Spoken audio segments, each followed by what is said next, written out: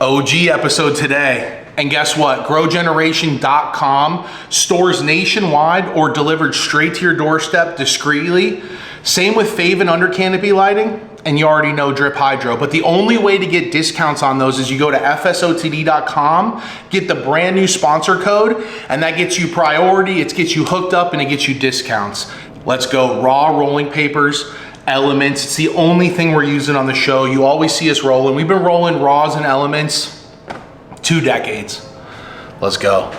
In California, people know OG. And you think about the different areas of the country where people know certain strains, you know, for the longest time, Sour D, New York. But OG was one of those that I really liked going into because it's not easy to do right. And since the time we started to now, there's not a lot of people that can recognize the real OG, but the ones that do are like devoted to it. California's got a lot of great cultivators, but that's only half of the job. The second half is like storing it in the right temperatures, curing it. So we cure it in a very particular way. If we did a good job in the grow room, we protect that all the way through. I remember moving to Chicago and, you know, a lot of kids were like smoking weed and I was like, you know, it's not for me until kind of the first time with a good friend and took a bong hit. Fucking never laughed harder in my life. From that day on, I was like, all right, this is my So it takes a long time to really get that genetic selection. To find a banger that's not on everybody's menu, it's difficult, right? And the names will also fuck up the sale. Like you might have the most beautiful flower ever, but if it doesn't have the right name, no one's gonna buy it.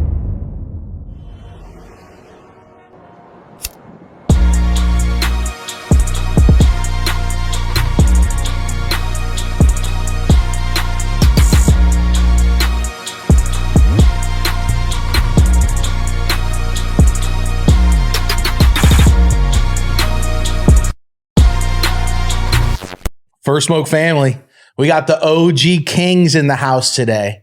Over a decade in LA, producing some of the best OG in the market. I can honestly say that. They were the standard for OG. Like when you come to LA, for the longest time, it was like, what's the best OG? There was only 2 to 3 names, and every time it was Northern Emeralds. Alex, Cody, welcome to First Smoke of the Day. It's good to be here. Thanks for having us. Yeah, dude. Thanks, man. We've already been looking at OG, a bunch on the table. Let's kick it off like this. In this massive candy wave, I can smell the candy right now. What is OG dead? Like, what's up? It's not dead, but it's changed. Okay. You know, I think it's an interesting prospect because in California, people know OG. They know OG. It's like, and you think about the different areas of the country where people know certain strains, you know, for the longest time, Sour D, New York, there's a whole like interesting way of looking at it that way. We should dig in sometime. But OG was one of those that I really liked going into because it's hard. It's not easy to do right. And since the time we started to now, there's not a lot of people that can recognize the real OG. But the ones that do are like devoted to it. Why do we have so much watered down OG right now? Man, I think it's, you know, what being how old it is, just people having let go of strains, chasing new strains. You know, I feel probably 10 years ago, it might have dipped a little in the market and, you know, people, like I said, just letting go of it and not holding on to their original OGs. Cause I know when I see a lot of OGs these days or what people call OGs, they're nothing close to what, you know, I would call OG. I mean, we have people show us so like fruity smelling stuff they're calling OG and just all this crazy stuff, which, you know, I think, you know, also in, you know, the whole candy wave and that whole thing going on, I feel a lot of people, maybe a lot of younger smokers that haven't actually tried like a true, like a SFV OG, you know, candies are great because they kind of embody, you know, nice flavor, but you know, getting true, like a true SFV OG, to me, that's one that people down the block, you know, smell your joint and they're like, damn, you know, that's fire weed. It's hard to do right. It's really hard to do right. I mean, and you guys have been dialed. Like one of my favorite Instagrams is Northern Emeralds. And I can honestly say that. And I've brought you guys up there, like, because a lot of people ask, like, who you got on the pod coming up this, you know, and I'll say Northern Emeralds. And multiple times, from people who don't even grow, just like hustlers and people in the market that ask me, they're like, damn, I seen their grow rooms. That shit's dialed. And I'm like, what do you know about it? Right. But it's like, it's so true. And that was the first thing I noticed when I hopped on looking at, like, I was like, oh my God, look at these grow rooms. Like, that is the peak of where you want to be, in my opinion. Like, you can see the uniformity. I mean, go on their Instagram and just check it out. But to get there with OGs, like, what's that journey like? Because so many people are like, why is it hard to grow? I'm like, everything, every piece of it. Yeah. And I think he's gonna throw down here in a minute, but that's how our relationship started, right? Like, I was essentially brokering, and I'd heard about this guy on a hill growing OG. And I approached him in a parking lot. I was like, yo, I heard you guys. And he was like, dude, I don't grow weed. I was like, oh, fuck. You did him like the old school guys. Who are you? For real. Like, I had to hunt him down. Somebody knew his wife's cousin, and I basically followed it up the train.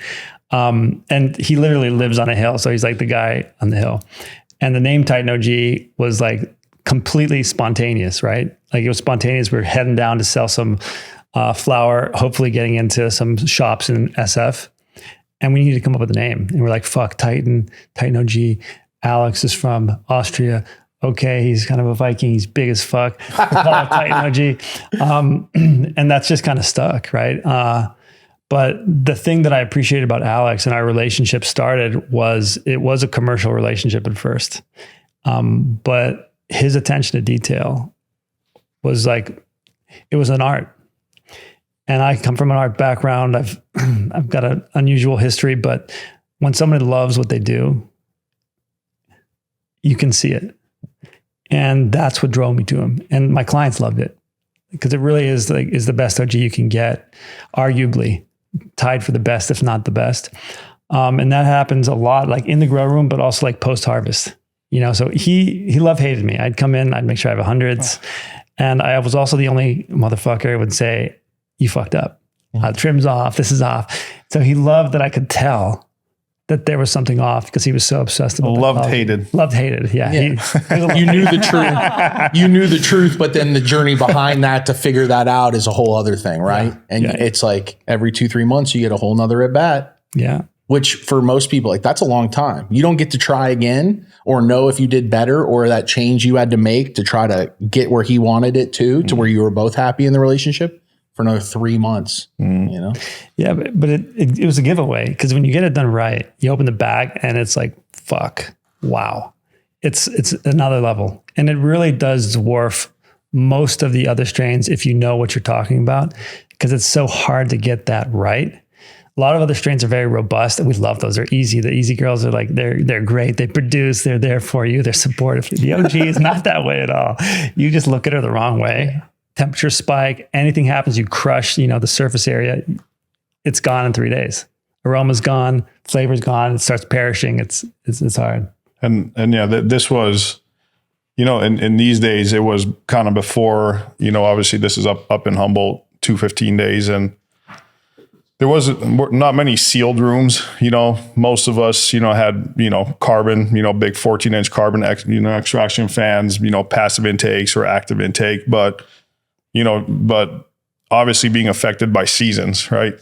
So I remember, winter time's great because you could keep your room, on point, but, then, when it's super cold, you also had to keep a small filter going so air didn't seep out. So you get like, a lot easier to get PM when cold air is rushing in somewhere and you can't keep the temps. Then summer, way hot, gets, an OG is, certain strains that are just so, and all herb, I think it's, 90% environmental, it's obviously with feedings, but the primary thing with good herb is getting your environmentals right. Number one piece of advice to young growers of any kind, control your environment. Yeah. I've said that so much behind the podcast. I've tried to say it on. Cody will make fun of me sometimes. He'll be like, control your environment. I'm like, it's so true though, because obviously feedings, but just like a little kid. Yeah, exactly. I mean, I've worked with every substrate, everything, and so many nutrients, some organics, but environmentals is by far number one. So it is funny because, the varying batches, it was always, fighting, these kind of seasonal things going on, but that's all, amazing experiences. Now it's obviously, a lot simpler, all sealed rooms, until HVAC breaks, or do you have some, a lot more complex, but, it does kind of, but I think it kind of changed the herb in a way as well. You know what I mean? But, you think that has to do with nutrients as well? Raw salts, going away from a lot of, organics or synganics. Do you think it has to do with a little bit of that? Or do you think it's lighting? Because now everyone's LEDs. Like what? Well, I don't know. Another thing I always thought is, people are really pushing, trying to push yield boundaries, right? With running, pretty extreme CO2 levels in some cases, super high ECs. And, to me, that's I think it's going to start maybe shifting away from that again, to really kind of like get less stress looking flower and just really like beautiful flower. Cause I always thought, passive air intake rooms, with some organic inputs, some salts, to me, that was just the greatest. Humble, was the greatest in the 215 days where everyone had a 10 lighter in their garage. To me, that was, some of the greatest weed, coming out of Humble in those days. Again, it was your whole life. Yeah. You were making those 10 lights, one person, that was your whole life. Mm-hmm. And that's something that we saw when we saw the opportunity, we wanted to bring that out, and I want to go back to like, for the grow nerds listening, there's like, obviously in the grow room, that's the big piece of it, but people forgot about what happens afterwards. Right. So when you look at the quality of flower, you also kind of see the motivation behind the people producing it. And a lot of folks, there's a tremendous amount of like cultivators in California. There's a lot of talent here. But then the system doesn't get set up to support the flower all the way through, right? So you can do like a perfect, like look, wine and grapes, man. Some perfect grapes doesn't guarantee you're gonna have the best wine. It could turn to vinegar like that. And that was lost for the first, 5 or 6 years of legalization. You just saw a ton of like production start kicking on. Nobody was willing to do OGs. Nobody was willing to do it right, or even knew how to, right? Because we went from selling pound bags, and we knew how to cure in those. We knew how to burp them. We knew everything about that. But now you're breaking them down into jars. So our process was like, we saw how much it fucked up the weed. So we didn't really produce Titan OG for years because we couldn't get it to scale in a sealed room. And so like our thing here is like a lot of us included at first, we didn't know how to measure whether the flower was expressing the qualities we called Titan OG or any of the other flower. And Titan being so finicky, we would grow it and it wouldn't be that. And so we wouldn't put it in the market. We don't put it in the market. We get emails all the time, people, angry emails, loving emails across the board, like, where the fuck is Titan OG? Where can we find it? Why haven't you produced it? And the reality is we have produced that genetic, but we don't release it under that name unless it hits everything. And that has a lot to do with like the winemaking spectrum too. And I think OG was forgotten because nobody has the capacity or willing or whatever it is to actually make it a real OG all the way through the process because it's so hard. Yeah. And it has, I'd say over a lot of other herb, a real kind of lifespan, once you trim it and it's kind of been disrupted, it has a real shelf life, to actually like get to market, get jarred up and still be what you need it to be, to get that awesome experience. Well, and the difference with OG, there's certain strains that do this for people listening that don't know, but like certain phenotypes and certain genetics, if it's not AAA, like I'm talking grand slam home run, there's a large gap between that and then the next level of it, to the point where it's like, what happened to this batch? And you're like, nothing. One slight click to the right or to the left. Some strains, Purple Punch, Wedding Cake, the difference between AAA, AA, and A is hardly noticeable by most people, if at all. Some strains, massive difference. You wouldn't even know sometimes it's the same cut. You'd be like, this is the same as that. And you're like, yep, Coco watered one extra time, messed it up. Yep. And OG is that. And that's why you have a fine line you have to walk and you can't vary it. And if you do, which is welcome to growing, it's not Titan. Yeah. Well, your shit, man, because that's exactly what happens. Yeah. Like the pendulum swings violently. If it's wrong, it's very wrong. And there's very few that can get it right. But when it's right, it, right? And it's more about the cultivator than the strain. And I think that also has a big effect on why OG disappeared, because it's more about the cultivator than the strain. You have to have the strain, that's for sure, but you're not gonna get it if you don't have the cultivator. Hey, if you guys are interested in under canopy lighting, our friends over at Faven Lighting have you covered. With over 3 years of R&D, they are your commercial solution for under canopy lighting. Connect with them on favenlighting.com or at Faven Lighting on Instagram. Use the code FSOTD and get buy one, get one free, $20 off the second light, or you can get it at favenlighting.com. There's a 32 light max. And a lot of people didn't make it. Like the talented growers, they didn't make it. I mean, it's amazing that anybody's still in the game with how hard it is to produce really good quality OGs and like general flower. That's not just, there's some robust ones that we love because they're easy. They always produce. Like you said, there's graduated. It's not a yes or a no. You can bunt a home run, no, but it's true. And that's why you see people gear towards a lot of those flavors. I mean, I'm not going to say candy, but candy's one of them. The LCGs and the runs, like you can basically mess it up and it's still going to come out purple. It's still going to come out frosty and it's still probably going to smell pretty candy-ish. Yeah. Yes, it won't be AAA. Yes, you can tell the difference, but it definitely ain't going to be OG where it's you're also not working with color on OG. Yeah. So you take that factor out, which is a big hype factor these days. Yep. Mm-hmm. If you don't have the right cut of OG, you get the very piney one or the earthy one. And it's funny because what Titan has in common with the best ones I've ever seen is the color's almost a little different on it. It's almost like silver. Mm-hmm. And I'm always like, Billy Kimber had that. There's like certain one, Mega Wellness sometimes on the AAA batches will have this tint to it. But there's just certain ones where it's like, damn, that OG's like silver looking. I'm blown away, bro. You're hitting it. Yeah. You're hitting it. Kimber was one of the ones we looked at. We were been a fan of Northern Emeralds, big dog. I bought a lot of your weed over the years. I remember they came out. Our sales reps were like, oh shit, they've got it too.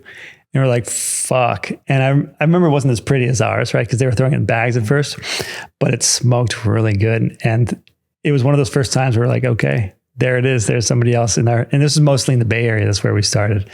But yeah, man, you would open a Titan jar. And there was very few OGs like this. It'd be like one nug. Yeah. And I'm like, God dang, dude. Because not only is it that hard to get the OG to yield like that and not be PGR in it, not be doing all the wrong things, like you said, massive 6.0 EC all the way through all this stuff. It smokes proper. Yeah. It looks like a specimen. Mm-hmm. Like you want to just put a magnifying glass on it, and then it is potent. And people, if you haven't had, and there's a difference between the normal OG and then the AAA OGs. Mm-hmm. And there's even out here, they're hard to get a hold of. Like even Titan is one of them. You guys have specialized in that marketplace. Can you talk about kind of getting into the OG and accepting how difficult it was going to be and kind of starting to build your brand off of that? Yeah, the build the brand part, that was kind of easy, actually, seeing it. Recognizing it was easy. Operating it was not. Basically, we went down to San Francisco. We were trying to get into the Green Door. And I think I went in there, or our team went in there, total of like 6 or 7 times. They wouldn't see us. Again, the buyers were like, fuck no, white boy, you're not coming in here. And what I did is I recognized, I was in there so many times, I recognized the lady that worked in the front and I ran into her a cup or something. And I was like, okay, what the fuck is it going to take to get in the back room? And she was like, you've got to buy my boyfriend's weed and I'll get you a meeting. And it wasn't very good, but we took the hit and we went in there. We showed them the flower. We've told the story a bunch. They were like, wow, this is great. What's your price? We weren't asking too much for it. I mean, it was like 34 at the time. And they're like, no, we don't pay more than, like 28 or something. Cause they had a cap for many years. So we said, okay, we tied it up and right as we're leaving, like, all right, give us the weed. We'll buy it. They bought 2 pounds. This is the story. Oh my God. I remember the buyer's name was Chongo. It was a trip going in there. We were kind of scared too, walking in there. But so we left. That was that. 2 or 3 weeks later, we get this text, the screenshot. And Northern Emeralds didn't exist at the time. Titan OG, we had named after him on our drive down. And they screenshot us. We'd gotten this review at SF Weekly, and it was a centerfold. Usually it's like 2 or 4 different reviews. Mm-hmm. And what had happened is that the Green Door, and we're still working with these guys in other ways now, like years and years later, they raised their cap for the first time in years. And what happened was it got the attention of the reviewer. Reviewer said, why is this? They were kind of a staple there. They were one of the first shops downtown. They meant something. They're, cornerstone there. And he said, I got to go check this out. And he went and he loved it. And his whole review was like, 9.6, nearly perfect cannabis. And he talks about like bringing the bag, putting it in his backpack, getting the Uber driver being like, holy shit, what's in your bag? It smells great. But there was no name. It was Titan OG by the Green Door. They were like, oh, fuck, we need to come up with a brand. And the real learning curve, and I know it's a lot of information to go into, but we got excited. We went back down, same genetics. A few months later with a brand, and nobody wanted it. Certainly not at the price. They didn't want it. And this was where, like, humbly, I was like, fuck, I've seen thousands. What year do you think this is roughly? This is 2014, 2013, 2014. Yeah, because we incorporated. Prop 215 is booming. It's booming. Yes. Yeah. I mean, it was fun. That was like, we were still having a lot of fun. Best times in Cali. Yeah. It was a good time. So, so it's sold well. It's potent weed. Mm-hmm. So, and the Bay too, like that's an LA flavor. Like I think it would do well. What was the disconnect? So we were asking for an ultra premium price, and the buyers knew what they were doing. They see weed all the time, and the genetics were there, but we had fucked the process up somewhere along the line. Blindly, we didn't recognize it. And so that's when we said, oh, fuck, we need to figure out how to recognize the expression of this phenotype. How do we do that? And that started our process, our grading process, which is like our whole company pivots around this grading process. So we measure what the flower looks like in a specific time and whether it expresses the color, the smell, everything. The testing came in later. And that's when we trademarked these things. We said, okay, when we put it in a jar, it's got to be this. And with OGs, it kind of like led the way for us because it was so hard that everything following it was just a little easier for the most part.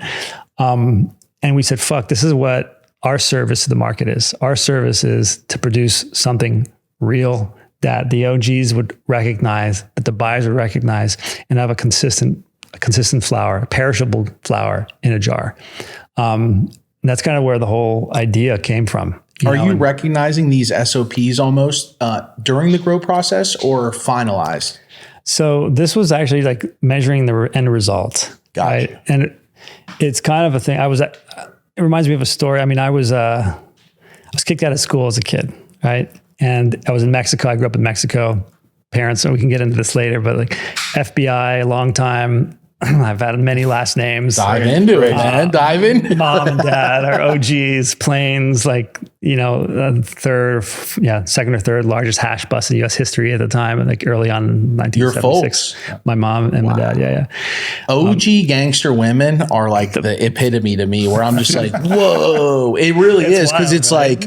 Like, guys are wild. There's a lot of wild dudes, but there's a few we run into, Mila, and certain ones where, I hear about THC's told me about a few, and I was just like, wow, man.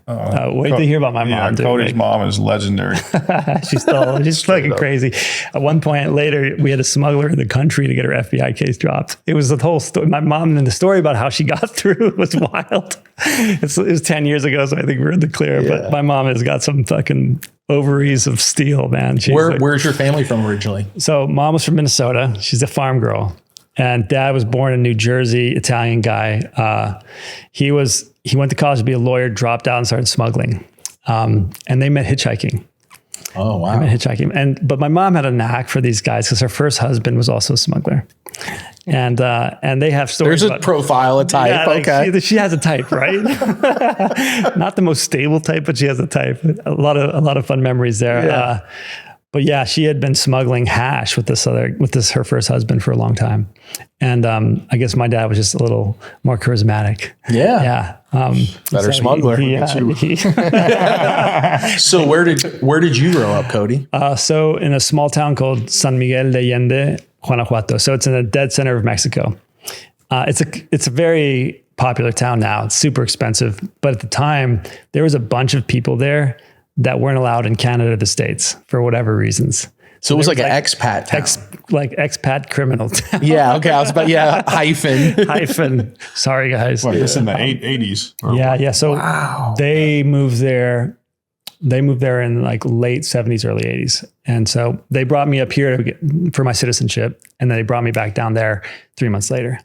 And we would cross the borders. We had motorhomes and planes. And I mean, I put it together later because they didn't tell me what was happening, but we'd go down to Chiapas and be camping at the pyramids. And then there'd be a plane that'd show up and mom would grab the kids and, hey, dad's got to work, come with us. And dad would meet the plane. And then we'd not see what happened and we'd drive the RV up. And this was later. This was their tame days. Before that, it was like planes from Colombia. And in their defense, they said they never did anything but weed and hash and Quaaludes. And my dad loved Coke for sure. Like my mom reminded me of that, to be very careful. But they were flying. My dad did a lot of racing as well. So like other smuggling stuff as they would have. We were talking about the King's Chambers earlier, where like they'd engineer it. The trailers they would build would be the same way. So they'd build these trailers with their cars in it. And down there they wouldn't do anything, but the walls would slightly incline like this. And so it would look like a regular rectangle, but actually it was getting smaller, and they'd create these walls, these false walls. So that was like one of the things we did. But going back to mom's OG, how do we even get on this topic? Oh, I love this. Wow. It's so interesting, but no, well, it honestly, it's why you're here today. Yeah. Part of that has obviously carried you through what you've chosen to do for a living and what you're great at, what you guys are both great at, and then this partnership. So we love hearing that, especially when you have, and I say rich childhood, and I don't mean money rich. I mean rich in experience and rich in life and love, I'm sure. Yeah, we did. We had a lot of that. And the good thing about having Smuggler parents, they had a lot of free time. When they weren't working, they were with you. Present. And they like to have fun. Yeah. Yeah. I think with like Alex and I too, like I didn't have the patience to grow OG. I was not, but I had the eye to recognize what people needed and who had talent. And then we scaled this thing together. Basically, the whole thing was building around our OG. Like, how do you create the best flower? If we can figure this out with Titan, you start measuring the end. And then little by little over the last 10 years, we built an SOP that goes all the way down to like genetic selection. Mm-hmm. So measuring it in the grow room, we can start seeing it. It's not an exact science, unfortunately. It's still a big art. But the whole point of the company was to deliver this to people. And it was built around OG. Yeah, and deliver, essentially, like you said, the same thing, because, that second batch of OG or, a summer batch, the nugs came out a little more stressed, a little more elongated, more hair, so with it for so long, actually having somebody, be like, yeah, this is different. So that's been, one of the primary focuses, of Northern Emeralds. And, thanks a lot to him, is actually, make sure everybody's getting, a consistent product, essentially, when it comes to today's, cannabis world. Yeah. And Alex and Michelle, I mean, his wife has a lot to do with it. They've been a team for a long time. And like, if you've grown OG, if the clones have anything wrong with them, the flower's fucked up at the end. Oh, the plant looks wackadoo the whole time. It's like, what is going on with this? Yeah. And shout out to Michelle. Yeah. She runs our nursery for Northern Emeralds, with just her and her amazing crew. But yeah, that's, having, that's to us obviously critical, as a grower, having, people you trust in your nursery and mom health, and just, no pests, and just, starting obviously with, heard a lot of times, on this show, I mean, everyone knows that the plant's potential starts, with the cut, by thousands, and it's crazy how many, just nurseries, and dude, I've just seen so many people start with just raggedy cuts, man, and just crazy stuff. So, I mean, yeah, that's a major one, for anyone, and, success, environmentals, and good clone health. But with the OGs too, and now I just want to give shout outs to our team all around, because processing it, the winemaking component of it, like you can't. And when you say that, explain that a little bit. So again, like California's got a lot of great cultivators, right? But that's only half of the job. The second half is like you said, storing it in the right temperatures, curing it. So we cure it in a very particular way. Alex's cure method is to like leave all of the main leaves on the flower to protect it. And you can get into details, jump in anytime. But essentially what we do is if we did a good job in the grow room, we protect that all the way through. First Smoke family, grow generation stores nationwide, discreet delivery to your door, your residence, or your business. If you use the code FIRSTSMOKE10, you get 10% off. It doesn't matter if it's in store or online. They cover all grow needs, no matter if you're looking for vacuum seal bags, all the way to cloning supplies, nutrient lines, lighting, grow bags, Coco. I mean everything. Grow Generation stores nationwide. Get with GrowGen. Use the code FIRSTSMOKE10. Yo, what's good, First Smoke family? Ever wonder what makes a perfect smoke even better? It's Raw Rolling Papers. Raw Rolling Papers wants to make the greatest rolling papers in the history of smoke kind. That's Raw's goal, and they continually improve their existing products and create new ones to help uplift the entire smoking world. Whether you're rolling up solo or sharing a session with friends, Raw's commitment to quality and innovation means you get the best experience every time. Because at Raw, we believe we all get higher together. So the next time you're at your local smoke shop, ask for Raw Rolling Papers and elevate your smoke. Stay lifted, everyone. Smoke Raw Rolling Papers. And so we don't take it off the stem until it's basically going into the jar. You know, and our processors hated this. We had this argument for a long time, like, hey, just like, can you just trim it in the jar for us, please? It's hard to do. But we count the touch points. We make sure that it's intact. Like if you crush it, there's something that you coined it the shell of the flower, and it's the surface area and the membrane, right? And you get into the science of it, you crack that shell, your terpenes are going away. You're also letting moisture in. You've got microbial activity happening, and all of that's contributing to a bad smoke. Mm-hmm. And so with OG, we basically figured, we need to have like artisanal trimmers. And in Humboldt, we have people that have been trimming for 20 plus years. Worked for us for 7 or 8. Mm-hmm. Shave Central. Just shave that nug around. You got to Don't shave my nugs, man. Pluck it out. Yeah. So the like quality control there is huge, right? And so we look at it. When we talk, and I go in and do like raw. No, I shouldn't downplay it. It's really about passion, and our company loves it. We get in passionate, and we talk about how we can capture exactly what was done and put it into a jar. And that's our goal. We want it to seem like no one's done anything to it, that it grew without leaves, that it's just all the pistils are intact. You know, I made a statement before on some posts, and there's always like haters, right? And I was like, hey, the pistils, mm-hmm. they tell you the life of the flower, right? And I didn't mean that in the sense of like, oh, the terpene content or anything. It tells you how it was handled. If the pistils are all intact, you know that wasn't put in a bag. And they break out, they're very thin. So when we look at a flower, we look at the pistils and we say, are they all intact? And if anyone grabs a bud and they just pull it up and they look closely, if the full complete pistil's there, you know that was done with care. And as soon as you go like that, you're basically carving into it and exposing it to, and for OG, it matters. Like some other strains are way more forgiving. Obviously I'm passionate about this shit, but like, that's why we're doing this. You know, it's not about the money anymore. It's really about like being in service to the flower. We'd love to get paid a little more too. Welcome to the industry right now. Your position though, back in the day, people would just be like, oh, he's a hustler. But what it is, and this is not that I coined it, but I've seen it more and more, but a tastemaker. Yeah. It's someone who is in the seat with the cultivator saying, I know you love this one, but this is the one right now. Or, man, if this had a better name, I'm telling you, we could really, or you should grow more of this. I can move on. Just all these slight changes, right? It's like having, and I don't say first mate like anyone's under anyone, but it is like having a first mate on a ship where he's saying to the right. Yeah. And you're like, all right, a little bit here. And you obviously know the course. You have a vision for, as a cultivator, like, certain things I'm willing to give up and certain things I have. No, this is why I got in this, right? Yeah. But having a tastemaker with the cultivator, in my opinion, is one of the only ways to get through the market and longevity into today. 100%. You have to have that partnership. Yeah, we're looking at like basically a 20-year plan here.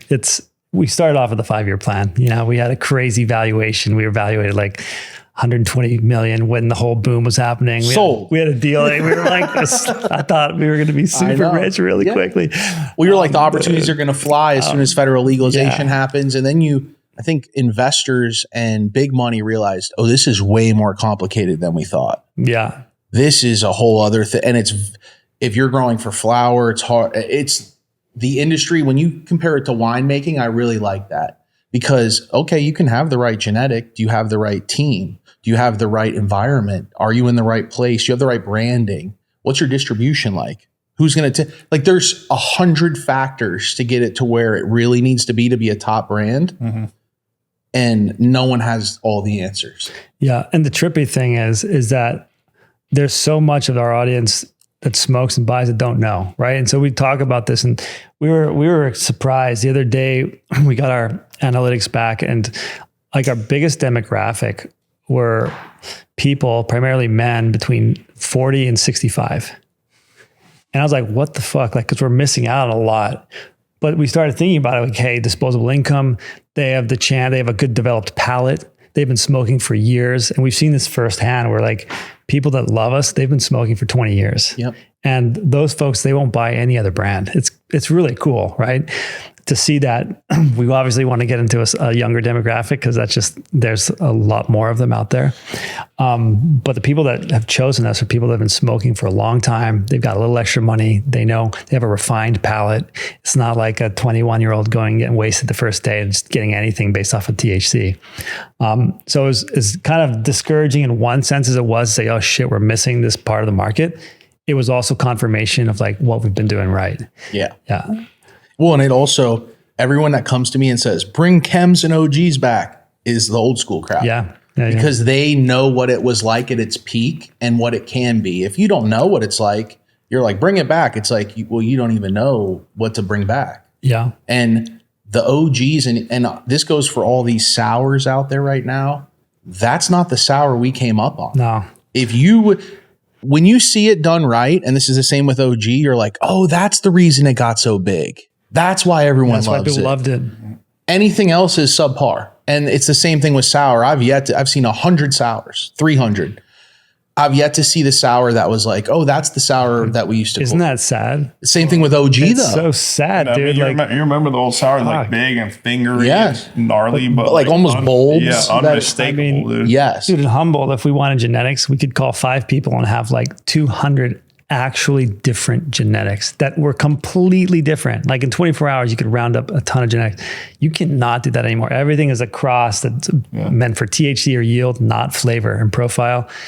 And it's just straight up, it is kind of sad, man. Like we go strain hunting all the time. Last year, we did 200 R&Ds. So we work with breeders. Alex has done our own in-house breeding for the last 2 years. It's been fucking awesome. It's a long process. That's what I was going to ask. We'll get to it. But like, even out of that, we'll look at 1,000, we'll run a little bit and we'll say, okay, these 200, we ran those all the way through, maybe twice. And we kept like 11 of them, right? So we went from looking at thousands of on menu, got it down to what we thought could hit it, did those twice. So it takes a long time to really get that genetic selection, right? It's to find a banger that's not on everybody's menu. It's difficult, right? And the names will also fuck up the sale. Like you might have the most beautiful flower ever, but if it doesn't have the right name, no one's going to buy it. And let that echo for people because good weed sells itself. It used to. When you could open the bag. Today is not the same. Yeah. Because dudes are spending $50 on their eighth in packaging. It plays a video game for you and shit. So you're competing with just good flower in a jar with the dude who has a video game for an eighth. And it's like, not to say, but yeah, you do got to a little bit showcase the brand. Like Northern Emerald's great name, fire strains. And I love how you guys haven't wavered. Yeah, it's a strength and a weakness for sure. But that was the intent between these clear jars. Like we want you to see the flower. We're not going to hide it. We want you, and if it's wrong, we want to know it quick. Yeah. And I mean, we've, one thing is we have stuck true, a lot of our strains. I mean, you'll see we've been rocking them for a while. And, like he said, in the last few years, I've always been an indoor cultivator. I'm just, over the last few years, I'd say scratching the tip of breeding, you know what I mean? Because by no means can I call myself like a breeder, because that's crazy. I used to work for this guy called Mandelbrot, who passed away. And right when I moved to Humboldt, I remember he'd give me like clones for my rooms, and I'd run like a bunch of different phenos. And I was like, dude, you're killing me, dude, because I end up with a quarter pound of this, and we, amazing guy, but it's been incredible starting to kind of do breeding and even try to do some feminized work, and, seeing, taking some of our strains that we've had for 10 plus years and starting to just cross them with each other, cross them with some new stuff, and, over the next few years, see what we could roll out. Cause it is a long-term process. You know what I mean? Obviously every breeder knows. And when did you first get sorry to interrupt, the OG cut, Titan OG? When did you get that? That's a fun story, actually. In Humboldt, the years all kind of blend together, but it was, I was trying to get OG cuts forever, because I was you couldn't pay for them back then. Yeah, it was they the would not, pinnacle of the market, again, like for 46, 48, $5,000 pounds. Mm-hmm. But it was like, no, even homies would be like, oh, nah. And then I want to say I was having like my roof redone or some plumbing, and I had a homie, and he was a contractor, and he was like, oh yeah, I've got it. And he ended up giving me like 6 cuts and 3 inches, and I was like, yeah. And so that's where to this day our cut comes from, man. Wow. It's always the construction guys. And they know all the growers, man. They know all the growers. And testament to our nursery crew, man, that they've kept it super healthy, super vigorous. Such a pain in the ass for over a decade. We've had to revive it many times. No, we tried to have it tissue cultured, and they couldn't get it. Yeah, they weren't able to like tissue culture it. They were like, no, it's just so finicky and weak. It just wouldn't, it didn't work to do a merostem tissue culture. It always failed. Wow. And just wait till I cross Skittles with that. I'm going to make the hardest strain ever seen by the world. We'll call it Weeping Willow.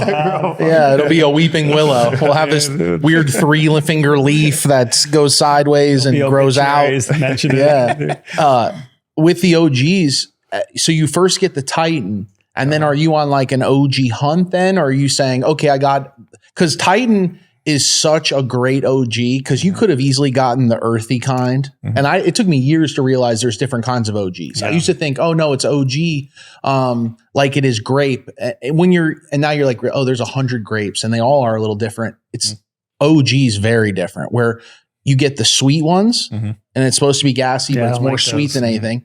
You get the earthy ones that are kind of musky and earthy, nutty a little bit. Yeah, and then you get the ones that I always say Clorox bleach, but I only say that because it would burn your nostrils, and you almost had to back out of the pound bag a little bit. And that's the OG that everyone wants, and that was and there were so many renames you would get. Oh, that's Fire OG. And you'd be like, okay, the Fire OG is the cut. And then you get the Fire OG cut. It's not the one that you bought. And you're like, fuck. So, man, it's funny you say that, because I remember when I knew I had a really good run, I'd walk in my room, a few days before harvest, and it sounds weird, but it smelled like onions, like straight just onions, like fresh cut onions. And it'll also be like, oh, this is going to be a good one. Yeah. It has such a unique terp profile. When it's grown so well and you have that cut, right? It's like you got all the runners on bases and you're up to bat, right? It's just like there's so many OG cuts that aren't that, though. Mm-hmm. And we're seeing more and more of that. That's kind of what lasted in the market. They're also easier to grow. There you go. They're easier to grow.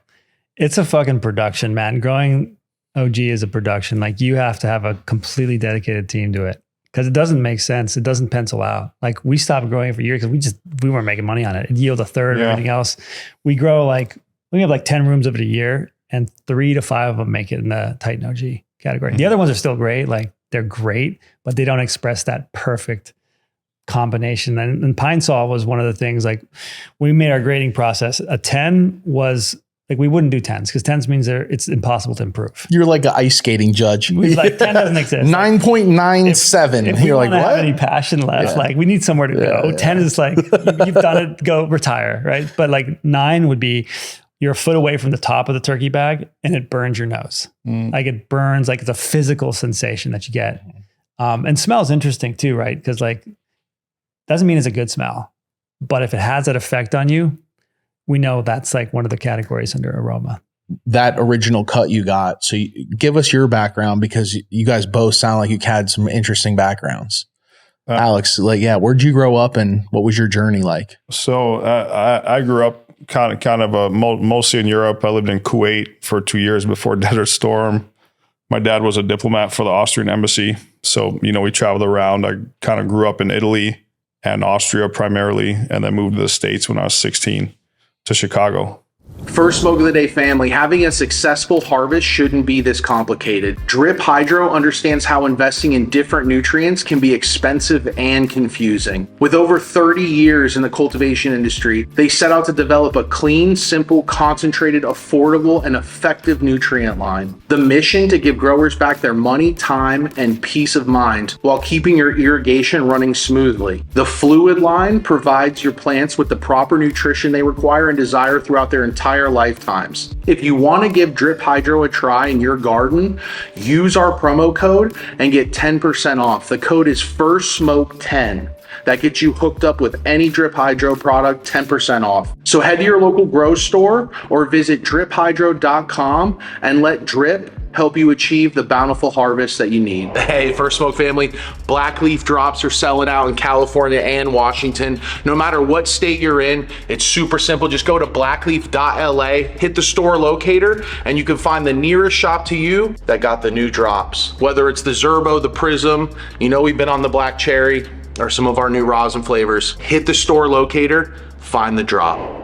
Wow. And so are you speaking multiple languages at that time? Like, how many, 4 or 5 languages? Just German, English, and Italian fluently. Yeah. Spanish, he speaks more. He's being modest. Those are the ones I can say I speak. I could That's bullshit, in other ones, but yeah.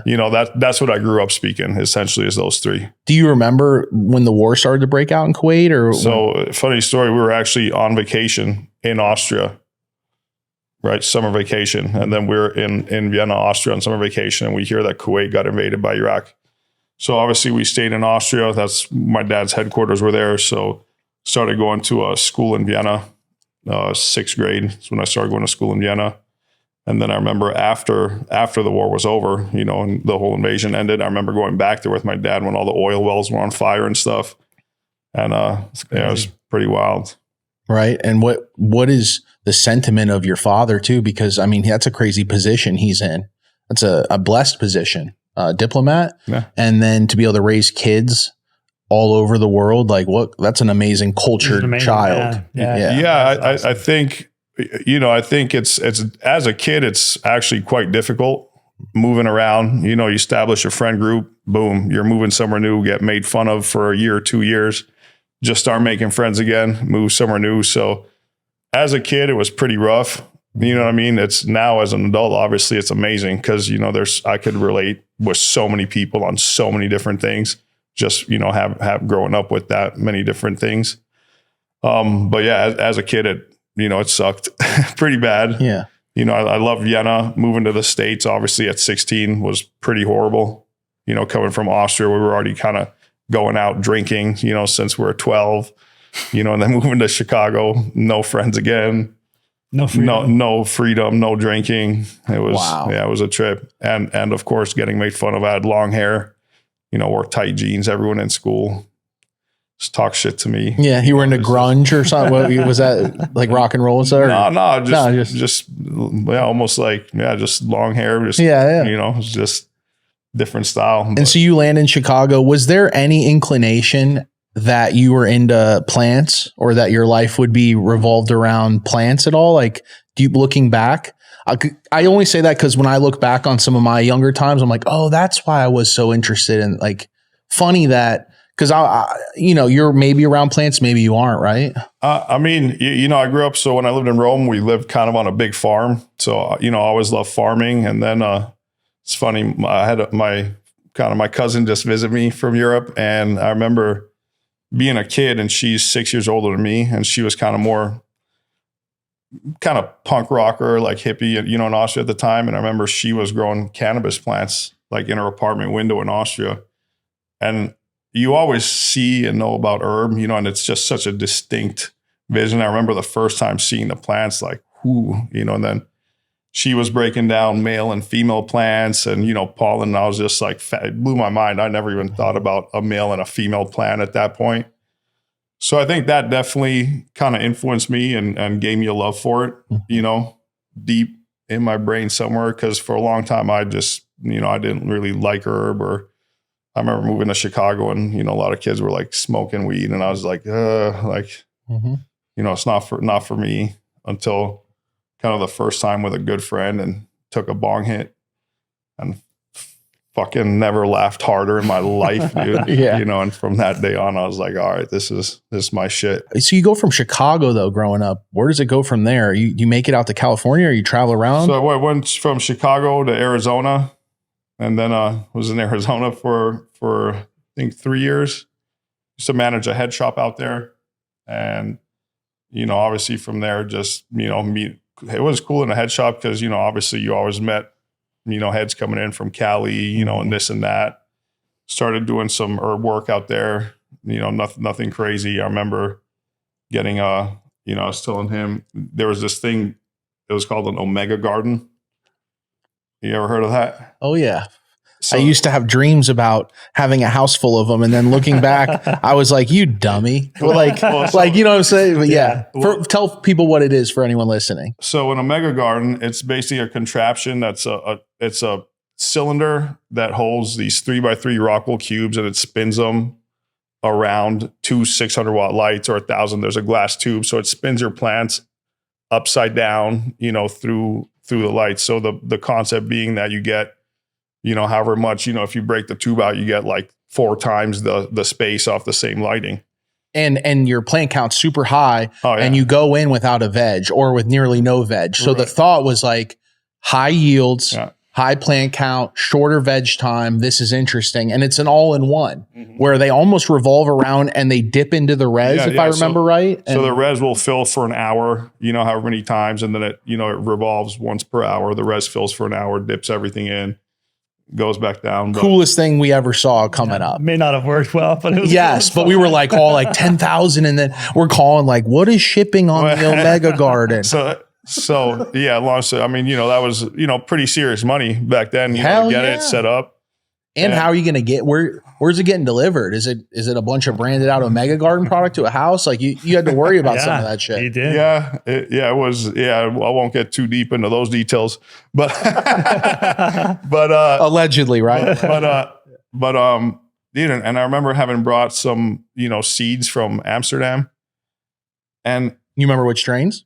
Dude, they were like some different, I want to say like a super silver haze, you know, probably not the best because, you know, those tend to stretch. You know, I should have gone with, you know, but this is kind of the beginnings of, you know, growing. But dude, everything we put in there hermed out. And I think because of being upside down, you had to deal with some really stable genetics that could actually handle, you know, being upside down for a period. But everything we did was like the craziest herms. So it was a complete failure. So from there, went back to my trusted super, I don't know, you don't remember Sun Systems ballast back in the day? They had one called the Super Spectrum. It was a 400 metal halide and a 400 HPS in the same hood. So went back to that. And with like a magnetic ballast, I'm guessing. Oh yeah. Yeah. Big old one. Wong. And you'd hear it like hum for like 5 minutes before it turn on. And then this 15-minute turn on process where you're like, is that what it's supposed to do? Yeah. It's getting kind of warm and it's making a weird noise. Yeah. Definitely a lot of fires, I'm sure, that we barely made it through back in the day. So you go back to a Sun system and you start to cultivate those seeds. That didn't work out. So where do you go back to the OG cuts? Where you go? No. This was even way before the OG. This was kind of when I first started. I mean, like one light, you know, for like personal use. Yeah. And this is an AZ. Yeah, this is an AZ.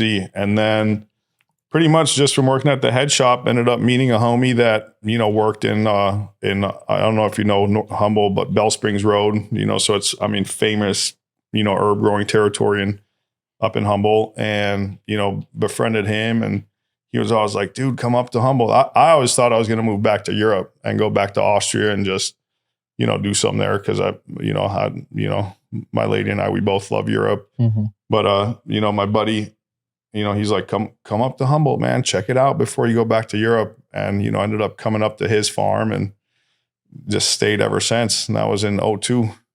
Oh man, what a time to be in Humboldt. Legendary. What was that like? I mean, for me, just heaven. So you land on the farm though, and you're like, what's up? Yeah. I mean, they grew about, I think, in today's standards, not much, but back then I think they were doing like 150 pounds a year. So it was pretty much like me, he would tend to it most of the year. And then, in the fall when we had to do defoals, that's kind of when I moved up, was right in the fall and helped him work.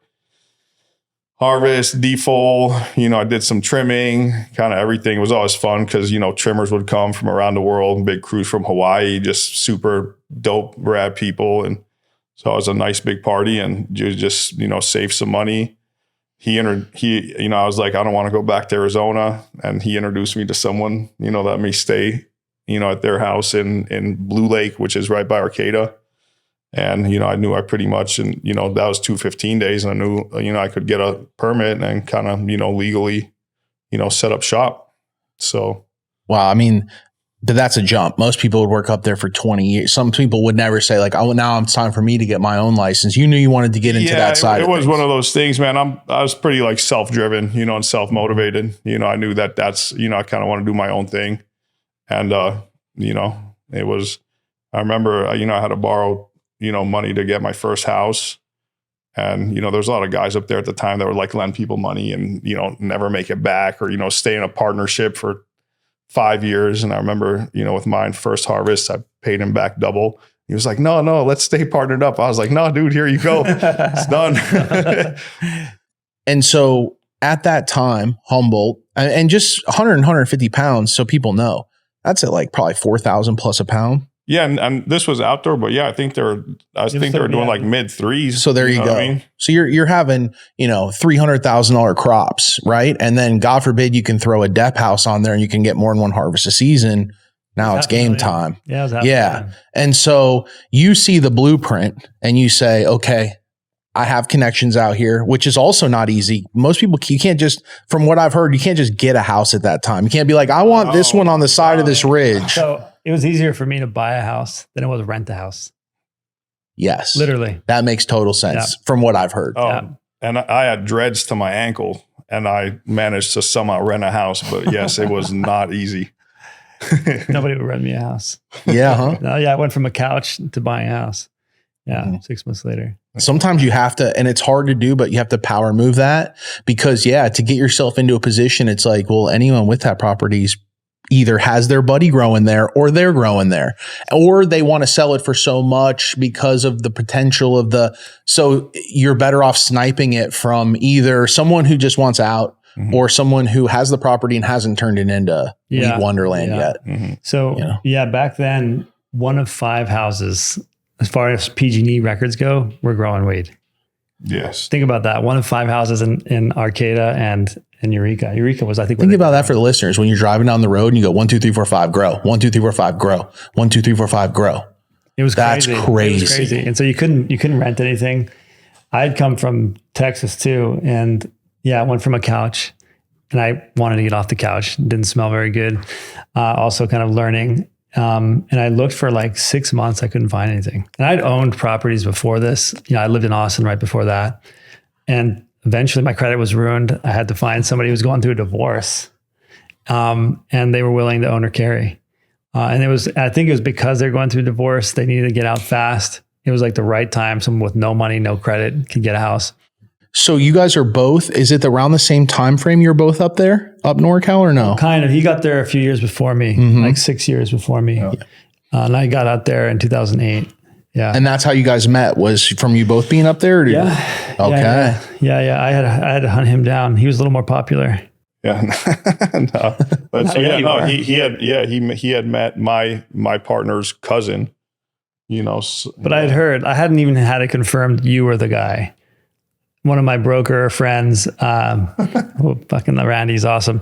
He was telling me about, I think it's Alex is growing this OG, and he showed it to me. And eventually, we went through, I won't call their names out, but we went through her cousin. And then she introduced me to his wife, and his wife was like, hey, you can't show up here. Alex is super particular. So at that point we had I'd built out all these stash trucks, so even after licensing, I had built a bunch of stash trucks. So we shipped from Humboldt to LA and everywhere in between. We did 1,000 runs and never had an issue. We had spent a lot of money and designed these trucks that all looked like construction trucks, down to we would train our drivers, they would look like construction workers. We'd put paint on their hands.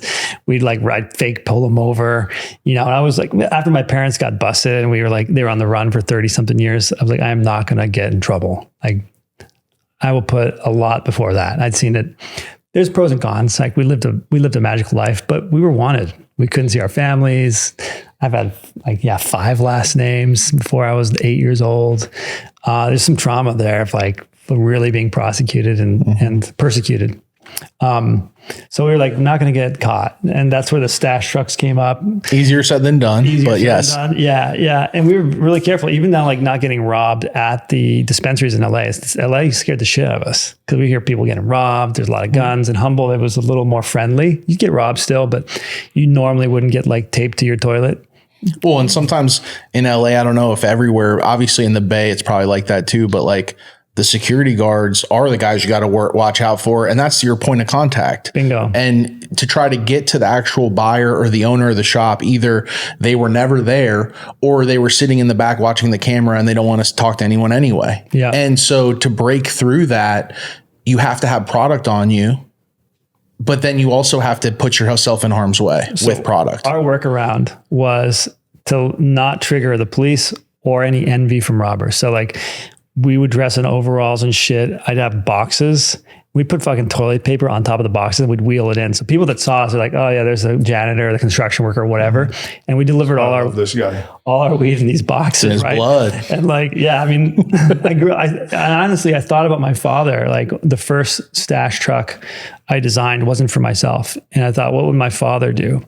I got offered a job to drive across the country. And I was no. But my friend took the job and I said, okay, I'll consult. And here's what I would do. And I thought about the first time I saw my father's This is stash. War Games. It was you really, it's it does bring that vibe up, right? Because I had a lot of help seeing how this kind of stuff was done. So my father died when I was 8, right?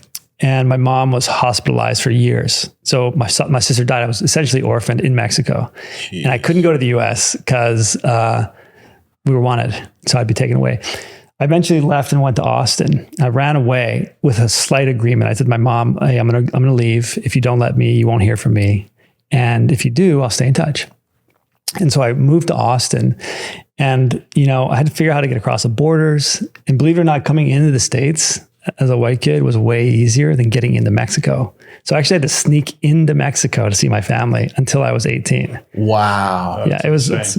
So all of this and seeing my father's contraptions and the hollow walls and the motorhomes and all this, the trailers and the planes, all this shit, and kind of looking at what they did wrong. My mom was still wanted at the time. So I was her only support. I said, if I'm going to get caught, I'm fucked. And where was she from originally? So she was from Minnesota. So she's from Minnesota living in Mexico. Yeah. On the run for 20 plus 30 years. 32 years. I mean, wow. That's incredible. It's incredible. In a crazy way. It's a wild thing. My mom's fucking amazing. You meet her, she's this tall, tiny little sweetest woman you ever meet. Sings in the Do you speak Spanish? I do. Okay. Yeah. She's an inspiration, man. Fucking A. She's inspiration. She's got some balls of steel.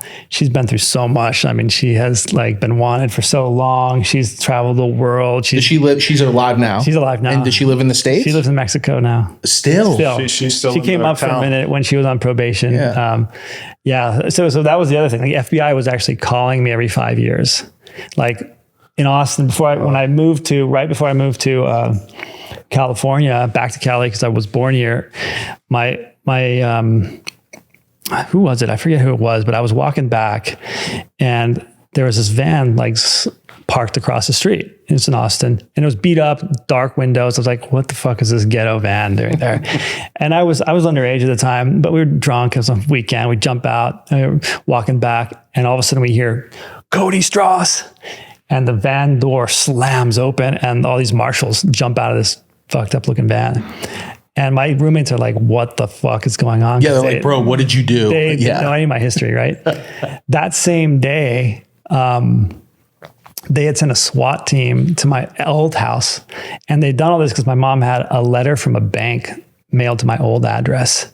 And so all that happened on the same day. The other place, people were freaking out because they came into the window. It was like a bunch of like peaceful hippies, man. Like, sorry guys. Because they thought they had located her. Yeah. Oh, she registered an one address. letter. Wow. One letter. And that was after that long of a time. That was like 20 something years. Yeah. And then it was like, it was 32 years later. What happened was we didn't know she'd ever be legally allowed in the country again. Because she wasn't busted for smuggling. Well, she wasn't convicted for smuggling. Her rap sheet's like 5 pages long. She was convicted for falsifying federal documents. And at that time, she was connected to the bookmakers for the Chicago 7. So look them up. They're a big part of our history. You had like the Black Panthers. You had a bunch of other groups involved. And it was not a RICO case, but it was a case where they're trying to try them all at once. And so when they busted them, they busted the bookmakers, and they had my parents' IDs on them. And so then they caught my parents. And it was 10 years mandatory minimums. So years later, I'm posted in Mexico. I agree. Look, they stayed in Mexico. Minimum 10. Okay, good life. We lived in a beautiful town. Hola. Yeah, for real. Adios. Yeah, exactly. But she was held up at gunpoint at her ranch, and that's when I was like, okay, you're alone. You're held up at gunpoint. They were robbing a bunch of expats at that point. I was like, no, you gotta come up. You gotta come live with me. Like however it's gonna get done, you've got to come up. And she's like, well, could we do this legally? And I said, well, let's check into it. And so we checked into it. And at that time, mandatory minimums had changed to no longer be that. So at the discretion of the judge. So I called up one of the old FBI agents. He's a new guy on the case. And he was like, he specialized in bank robberies. So he didn't even fuck with this. Like, there's like 7 or 8 different people had tried to get my parents. And every 5 years they rotate and you give the file to the next person. Hey man, 32 years ago to try to explain that to someone new on a case. Like I can only imagine how crazy that is as a younger guy to be like, you know, it's like getting transferred and you're like, I'm having an issue with my bill, and you keep saying it to new people. But now you're like, so 31 years ago, my mom got like crazy. Dude, so this guy was funny as fuck, and he completely out negotiated me. Like he totally did. Cause we ended up just doing exactly what he asked us to do. Like in the end, I look back, I'm like, what the fuck? They're good at what they do. Yeah, it was super good. Like I didn't even realize it was happening until it was done. But basically my mom agreed with no confirmation, like no agreement that she wasn't going to go to jail, nothing, to come and turn herself in, voluntary surrender. But the time, and it's been so many years ago, it's okay for me to say this. I was getting my pilot's license. I talked to my mom. We're like, well, maybe we're going to fly down. I'll get you. And she's like, no, I don't want to do that to you. Let's do something else. And I was like, okay. And then she's like, never mind. I got it covered. Just meet me in Nogales. So like, okay, fuck. And so we're like panicking, man, like 32 years of this, like thinking your family's going to go to jail forever, having like your whole life built around this. We show up, she had rented a room in like an ex brothel, like right on the border. It's like, mom's fucking crazy. And she's like, all right, let's go. And I was like, what's your, can I say all this?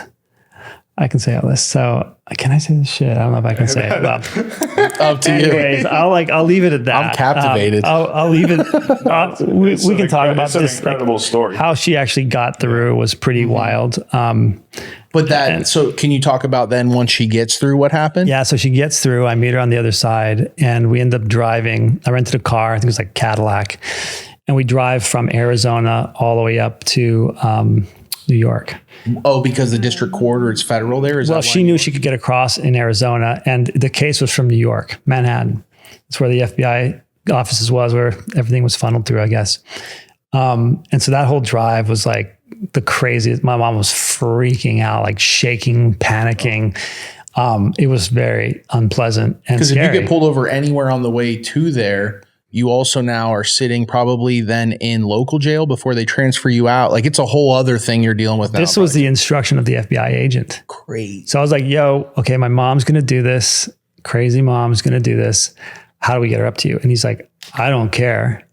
But whatever you do, do not turn her in Mexico because that's going to be an ugly experience. I was like, well, she doesn't have a passport. And he's like, don't tell me how you do it. Just get her up here. And I was like, fuck. Is this entrapment? What's going on? Is this through a lawyer or no? No, this was just him talking to me directly. Wow. Pretty sketchy. But, it came down to it. And I talked to my mom and I was like, hey, like, I'm going to support your decision. And she felt like it was the right thing. So we finally got there and like I had to buy a suit, all this shit. We show up to the FBI agent. It was like on the 17th floor, downtown Manhattan, like trippy. The elevator doors open up and it's FBI and there's no one there, right? And I'm like, what the fuck? It's like out of a game show or something so bizarre, dude. And we walk up and I'm knocking on the window. And this is after a long time of negotiating, 32 years of hiding, and nobody's there. And I'm like, hey, voluntary surrender. And some girls are like, okay, what's your name? I was like, no, it's actually the little lady behind me. That's so great. And like, we give her name and they can't find her file. So I'm like, so we're going to dip and go get some food and come back. So I actually had to call the cell phone of the agent and he came down. And I guess there was a lot, I don't know what the hell the deal was. Maybe he didn't think we were going to show up. But she was in custody for 8 hours. And then they put a bracelet on her and we flew her back out to Humboldt. And we waited a long time. Yeah, it was a good day. She might still be going to jail. So it was like the first step on this journey. But the next 6 months, I like pampered the fuck out of her. I paid for massages every week, pedicures, psychologists. Like I was like, all right, mom, like you might be going to jail.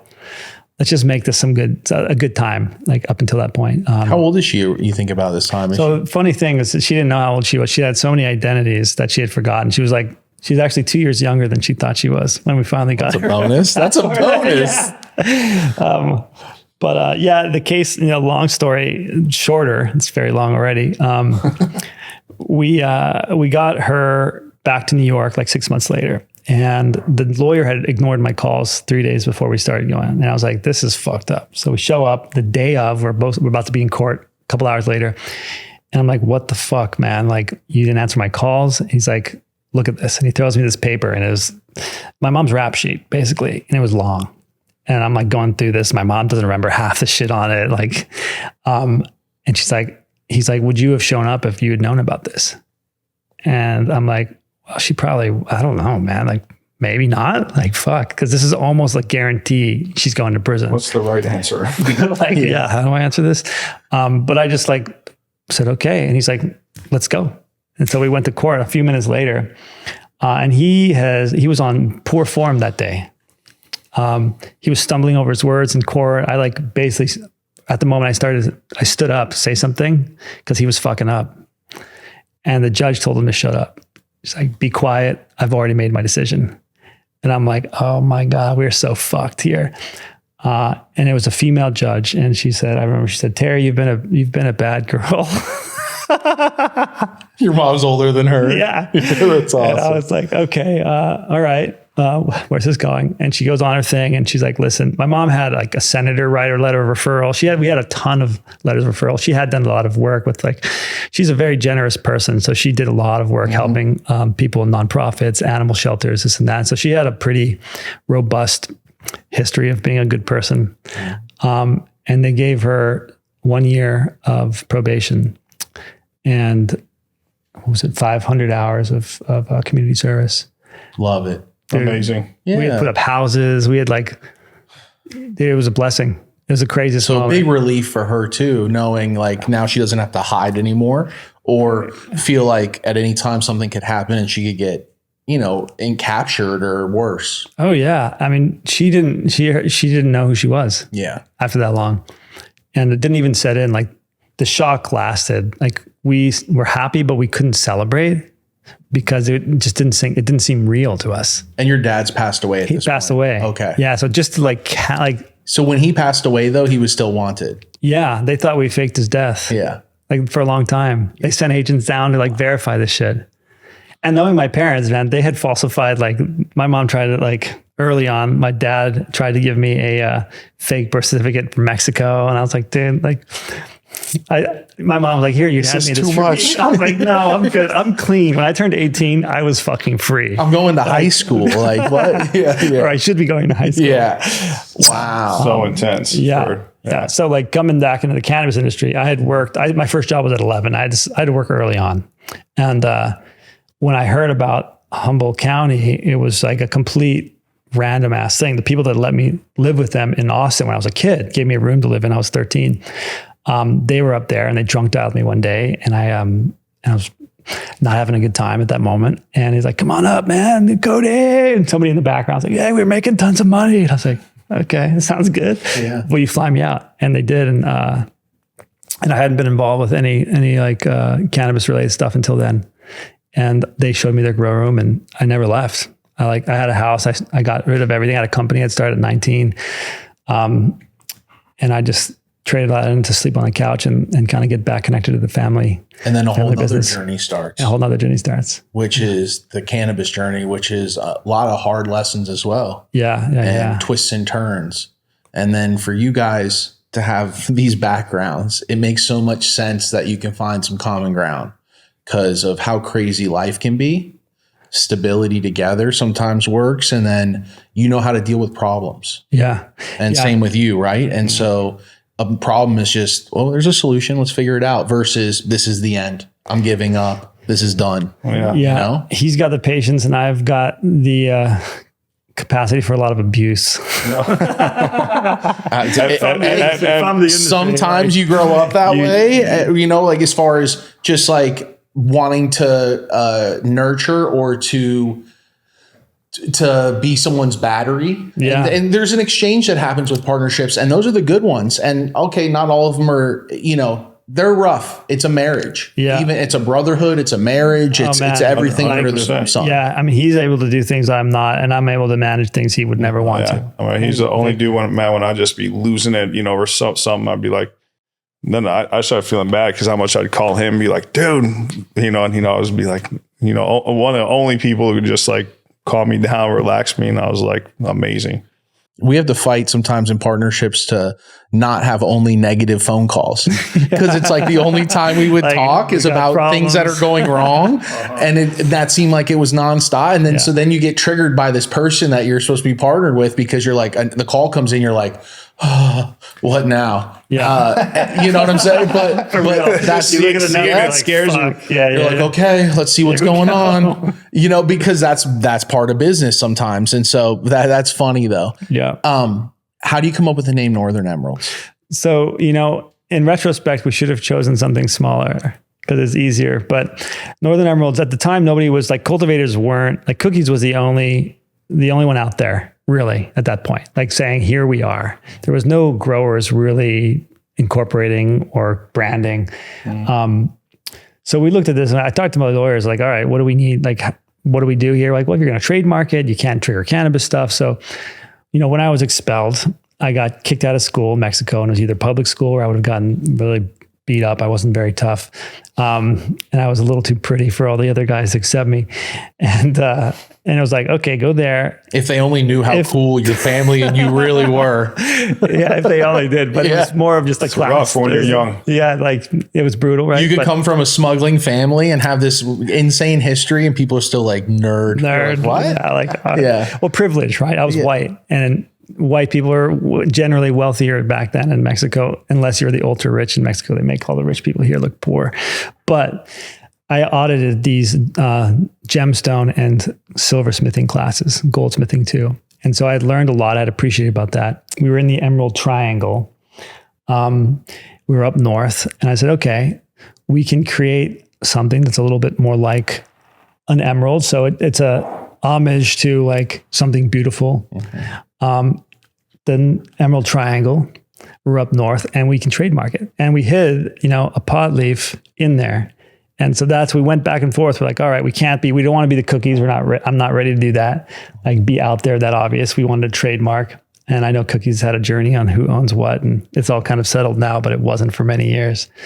So we figured we could kind of get all the legal stuff lined up right by using that name. So I like that it's non-ambiguous, meaning like it's not like NorCal Farms. Yeah. And I say that because Northern Emeralds is Northern anywhere. Yeah. Emeralds, right? It's not only specific to California and only this market. It's like, yeah, Northern Emeralds. Like everyone can relate to that without you saying, you know, Humboldt County's finest. Yeah. And there's nothing wrong with that, but I'm saying it's a more timeless and all-encompassing brand. Yeah. If we do it right, we can go very far with There's it. very much versatility in it. Yeah. Yeah. Yeah. And it reminds me of an OG nug. That's right. Well, that's what it was modeled off of, man. It's like round kind of with the tip. The pinnacles. Yeah. If you see our original stuff, because our first advertising, we just went for the back page of every magazine we could get. That was it. And in fact, we were spending like 30 grand a month on like 2 or 3 magazines. It was stupid. And we had stupid money back then.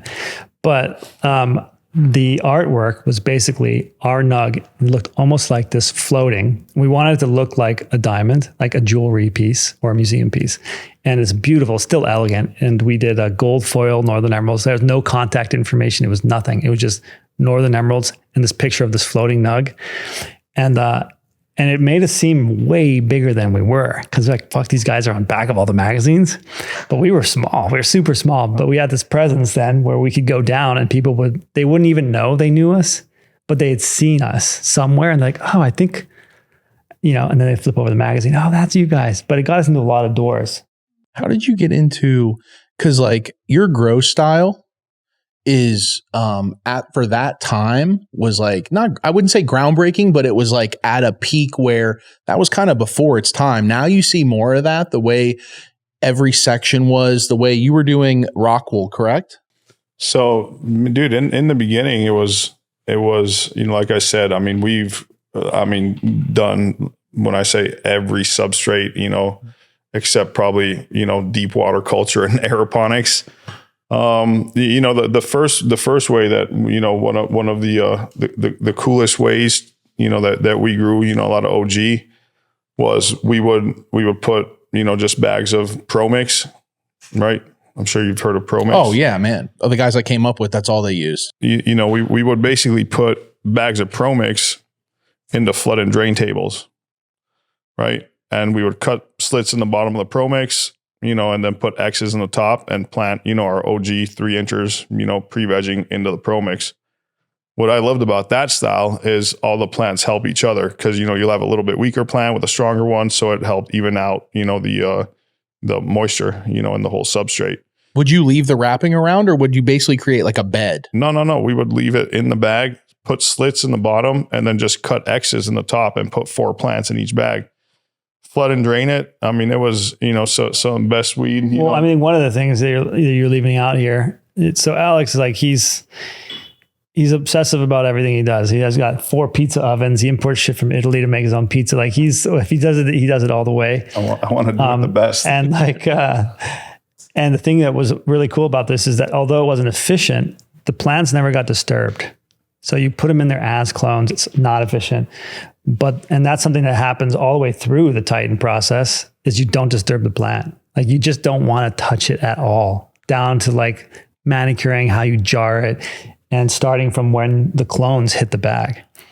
I think that was one of the things I saw when I finally got to see his grow rooms, which took a while, is I was surprised because it was really about honoring what the plant needed and being sensitive to like how vulnerable they are. And like, if you want a result, if you wanted to do something, you actually have to give it like the entire lifespan that it asks for, which is not to be fucked with. And we still have that issue, like getting clones, Kiss, like, right? It's like, keep it simple. Yeah. But it's like the less is more as long as you're doing the right things when you're doing. Bingo. Yeah. It's very complicated to get though, because you want to, you had money to throw around. You want to try something new every time you did something. So to withhold like varying from that was like really something. That's when I say he's got more patience than I do, because he had the eye, he recognized that it's like a plant whisperer, could hear what the girls wanted. So not to jump over on you there, but that's one thing that really jumped out to me that we carried through the process was like being very careful from the point you put those in the bags. Yeah. And then, I mean, that to me, you know, is, you know, it was, you know, beautiful, like I said, environmentals, but the OG in particular, I feel it really loved growing in the same substrate with other OG plants, and I feel like they all kind of helped each other out. Makes sense, because if one's not eating as much, other ones are taking up, where if you individually planted that, if it's not eating, it's just not eating. Right. So, and what that plant usually needs sometimes is a quicker dry down, a quick whatever, right? That type of help. Exactly. Interesting. So, and I found, because that, along with environmentals, that was the way I started doing it. And it was actually, for me, once I dialed it in, fairly simple. You know what I mean?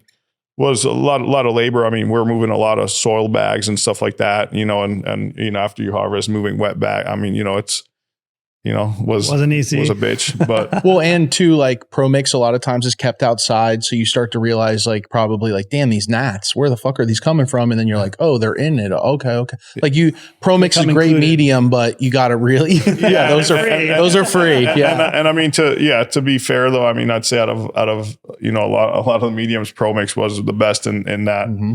In that sense. Oh, totally agree. Guys still using it that I know, crushing it. Yeah. Like old school. They're like, nope, still using hoods. Nope, still on Pro Mix. Yeah. I'm like, red and green too? Like, wow. Yeah. So you start to dial, and now you're seeing obviously hundreds of harvests or multiple harvests of ththese same strains. So you're starting to pinpoint, okay, is my dry downs here? How is my environment? Tweak.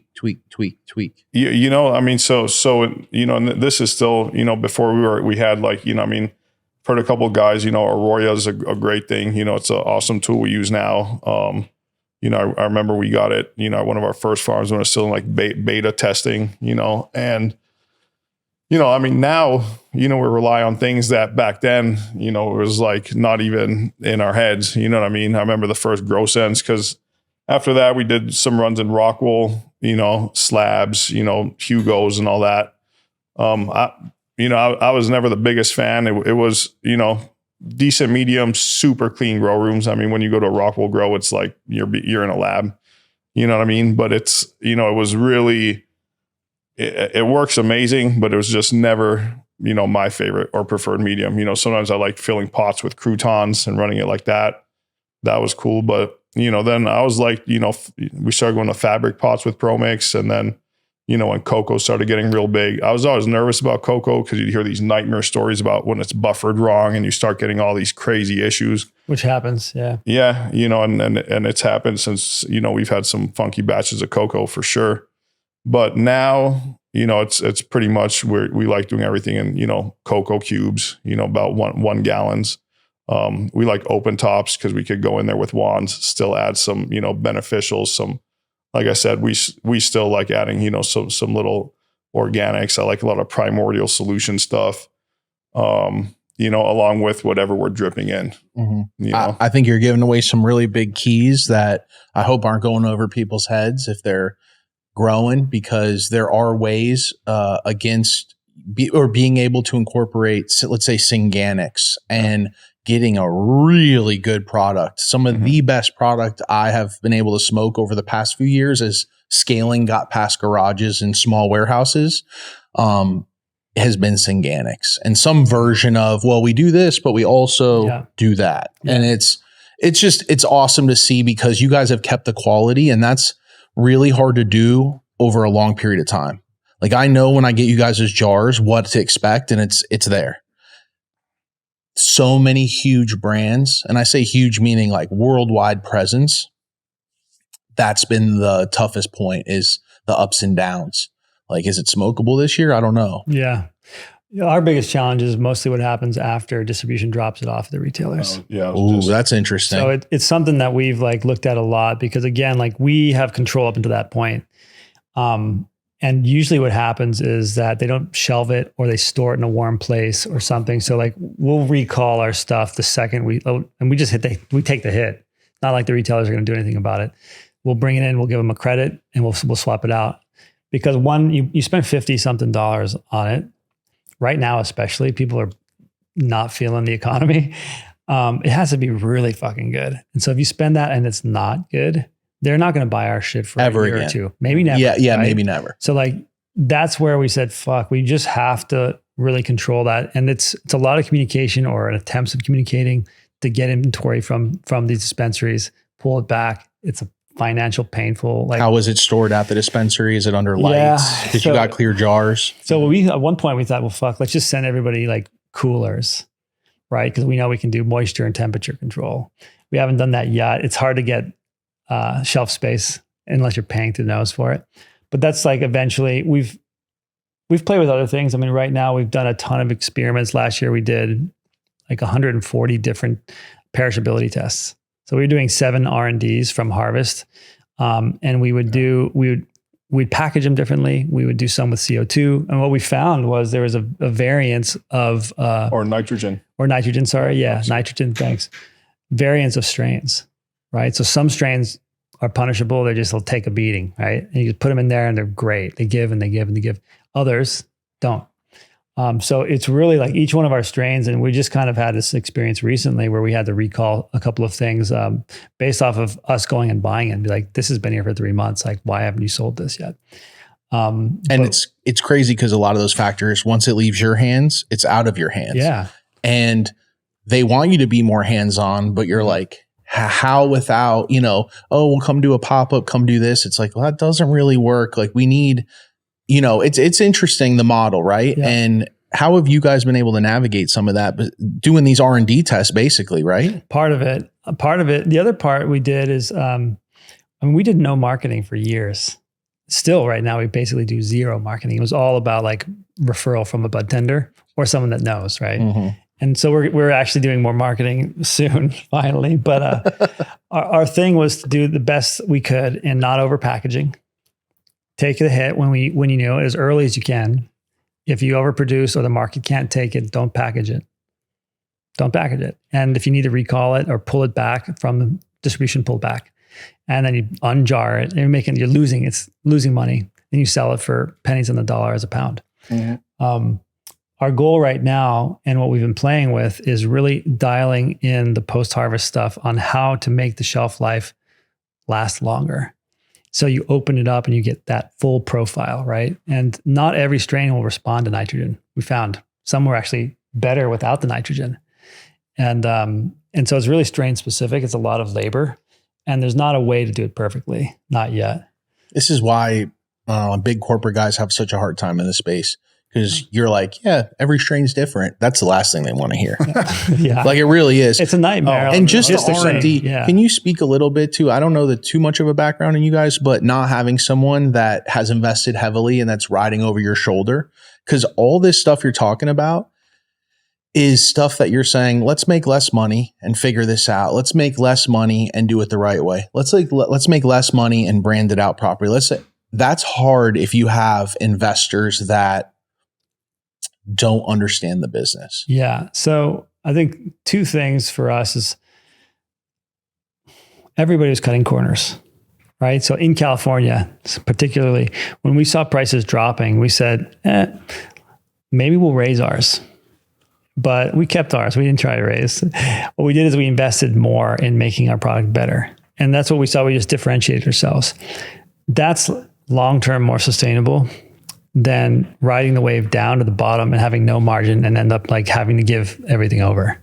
And that's what a lot of folks don't see. And it was an interesting mixture, right? When all this was happening, you had like, even the like taxation was based off of like brokering models, right? So like per pound, it was just a flat fee per pound. And who did the government listen to?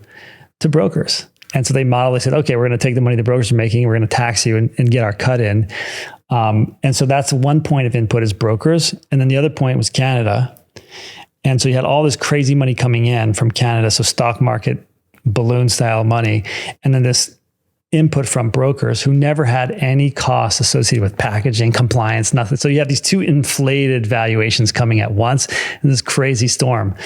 And so people had the idea that you could run a major company and make gangster money with all the different costs. Like if you're doing a duffel bag transaction, it's beautifully simple. I mean, it's a fun transaction. It's very straightforward. It's straightforward. You grow your weed, you sell it, you get paid. And it's a couple of months.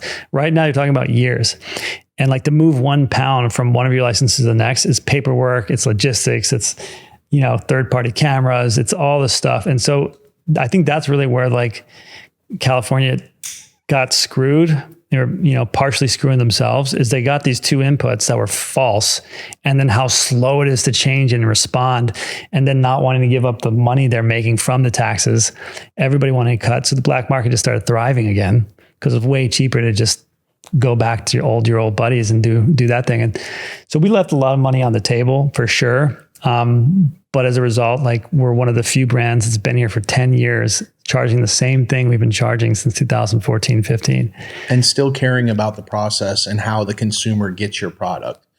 A lot of people are like, well, that's out of my control. Kind of. If you care enough, you'll figure out a way. Like, you're talking about coolers. That's a cost associated with you. You gotta burden that. You're paying that. And so that you're talking about, like, to try to pitch that. And this is what I want people to understand is, like, to pitch that to a board. You're like, no, but the consumer will like it more because and you're trying to give it this weird, like, and they're like, well, will it sell faster or more? And you're like, yeah, kinda. But it's more about the quality when the consumer gets it. And they're like, what? What are you talking about? Yeah. And they don't understand it because making a textile is like A, B, it meets standards, move it. Yeah. Cannabis is not like that. It's very much like a combination of the tobacco industry, the wine industry, skateboarding, drugs. Who's cool, who made it. Now you're not cool anymore because you actually made it. It's a weird combo. It's right? still gray area. Crazy. Like, and the culture is built around, like, the culture, a lot of these brands, which we love, but they're straight up built around breaking the law. Yeah, yeah. Which, hey, that's where it all started. I know that more than anybody, or as much as much as anybody. No. Something foreign. Or it's not foreign. But, like, if you really are trying to do justice to the consumer and the flower and elevate this, you got to think in different terms. And it's a weird storm in California because nobody's, like, it's not easy for anybody right now. Everybody's hurting. Retailers have a hard time making it. They don't pay us, and the trickle down effect is real. But, what we look for is the people that want the best and are able to recognize it. Those people buy our weed and almost exclusively buy our weed. And we have folks, like, we get these angry emails like, hey, when are you dropping this? Like, at 3 a.m. we get stuff. I mean, we get the craziest emails. And that's not one person emailing once. That guy's emailed us for 5 years, because he wants our shit. And literally we'll be like, yo, I moved to Washington and I come down to California once a month to restock. And Washington has a lot of weed. And, again, there's that demographic. These people are in that demographic where they can do it. For me, that's a big sign of success. It doesn't make the day-to-day any easier, right? But I think that's, like, my sense of surrender to be willing to do this job is to look at this in, like, 5 and 10 year marks. Like, what are you building as a brand? Like Ferrari, Mercedes. Like, Mercedes is, you can buy a cheap ass Mercedes right now, but Ferrari, you can't. You got to get on a list. There's the whole process there. It's not available. And so our goal is to actually do this for the industry because it's so hard. Like, Alex gives the secrets away all the time. We've had employees leave with our SOPs. I've had my friends call me and be like, hey, thanks for the spreadsheets, man, because they hired our old people. And the truth is that it doesn't really matter anymore because nobody's willing to do the work. And that's where we're like, oh, fuck it. Like, just go ahead and tell it to the world, because if you're willing to do the work it takes, we fucking love you. You know what I mean? When we go, twice a year, we get our competitors. It's something I want to talk to you about after the show. We measure all their stuff. We look at who's doing better than us, who's not. And when someone hits it, we're fucking stoked. We just go like, we like represent. We really appreciate, like, the beauty of the craft. And when we see people doing it right, it's awesome, man. It's a homage to what we're here for. Yeah. And that's why I compare it to skateboarding and almost damn near snowboarding and stuff, is like the true guys that are in it for the sport and for the passion. When others win, they're happy for them. Yeah. It can be non-inclusive, meaning, like, you can be disappointed you're not at the top, but also be happy for someone. They can happen simultaneously. It's not, oh, well, he's not. It's both. Well, they just showed you how you need to improve. Yeah. Like, or like, damn, look at that. And they're doing it with that. Okay. Yeah. Take that lesson. Exactly. Like, did we get lazy on something? Are we sloppy? Like, okay, fuck, what happened? Because you do slip over time. We're creatures of habit, right? So, yeah. A lot of focus to get here over this period of time, because we've seen the market do backflips. Yeah. It's very crazy from where it was. I mean, even we learned this. There's another way of looking at it too. So there was a unfortunate time in our company where Alex wasn't the VP of cultivation and quality dropped. And we fixed that quickly. Oh, not quick enough. Sorry, bud.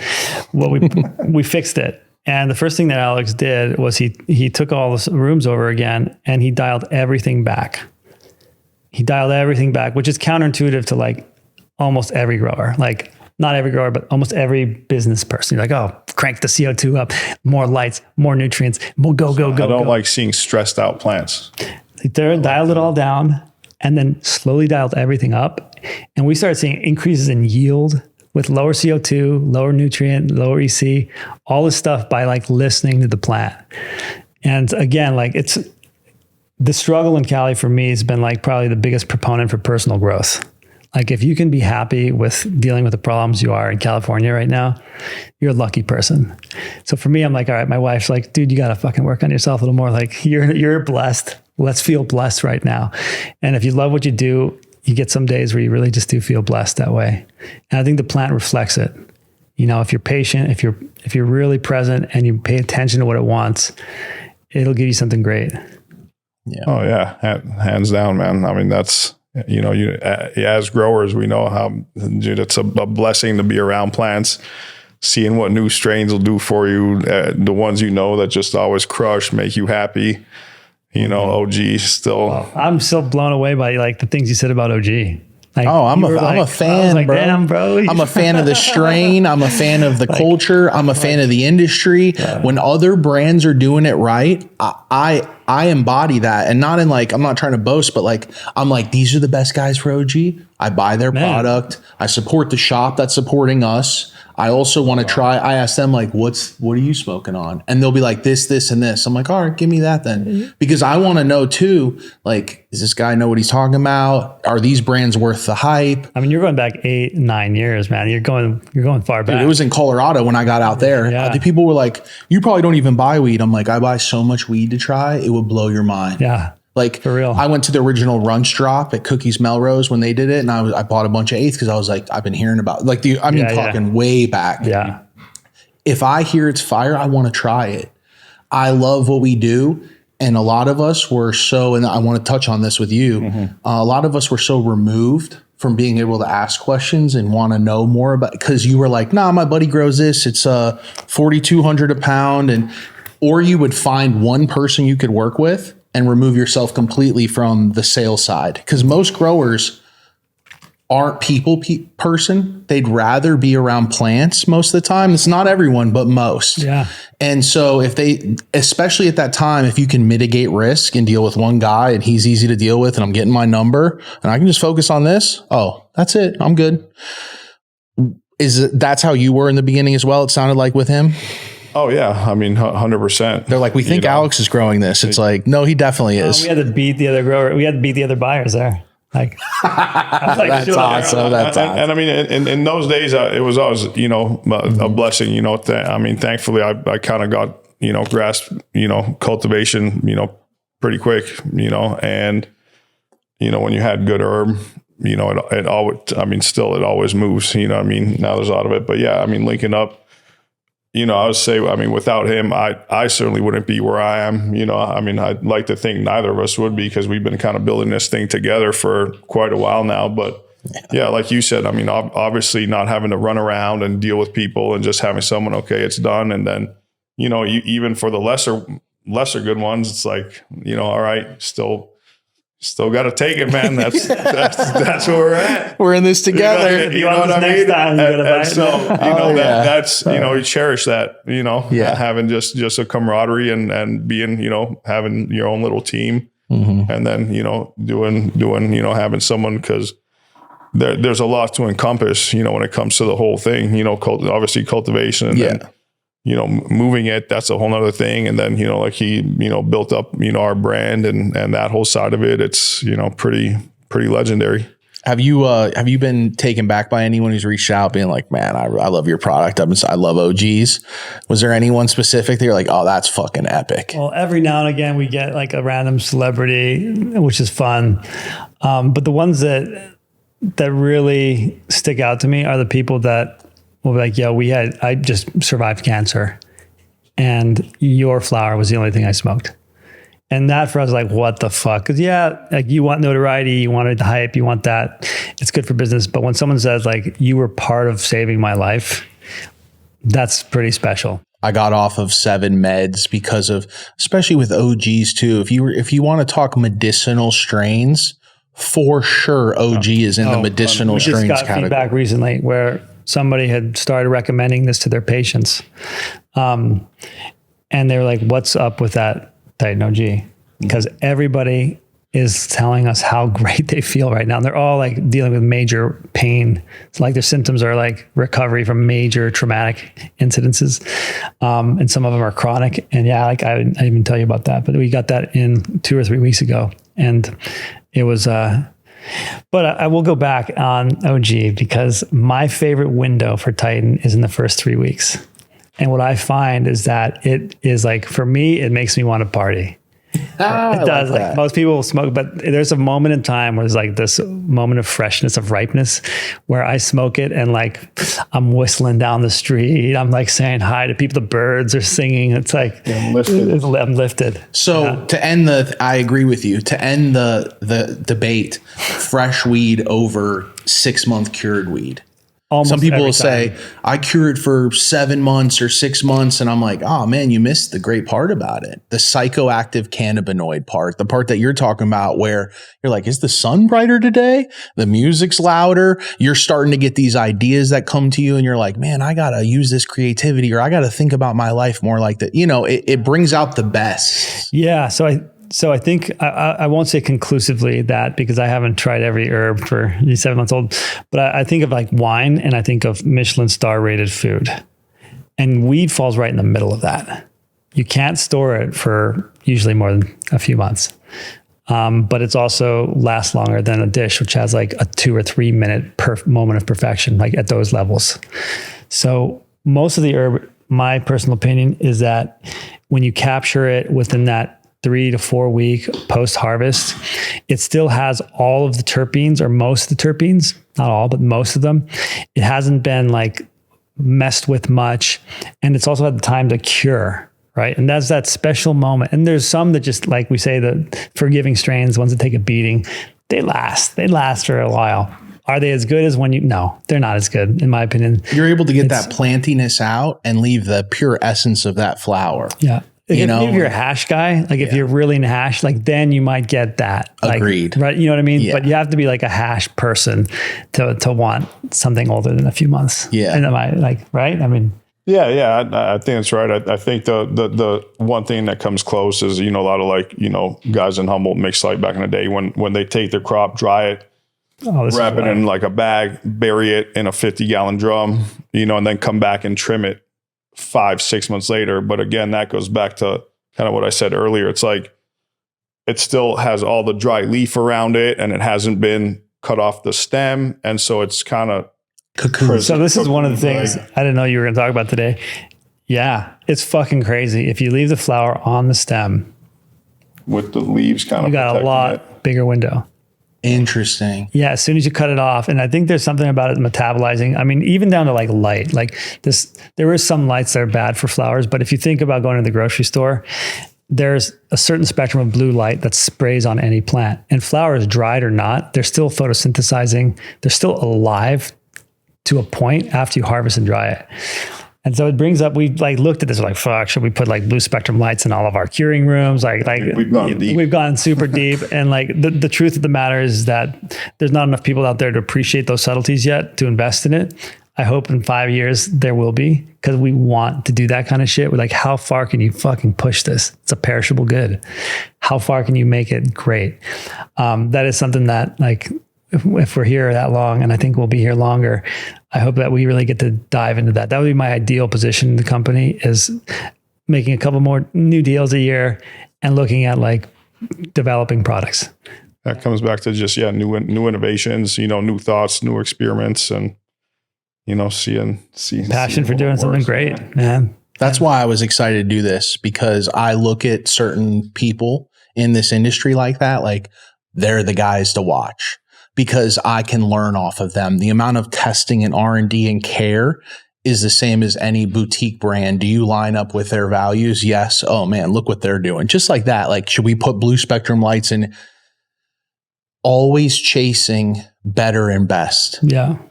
Well, I think to go back to who the most exciting fan was, probably Mike Tyson as far as a well-known celebrity. So much so that, we got their license for California. What's that mean? So for California only, and we only do their jarred flowers. We don't do anything else for them. So there's other people that have those contracts. We went through a process of basically going through a bunch of genetics. We had to pull a bunch of other genetics, and we do everything for them. So we grow it, we package it, we sell it, we do all that.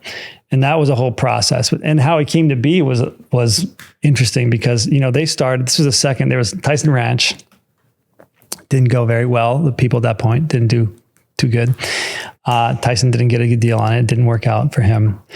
Second round, they hired Adam Wilkes, who's a good friend of ours, who has done an incredible job making it work. Like, it's one of the bigger brands in the world right now as far as distribution goes.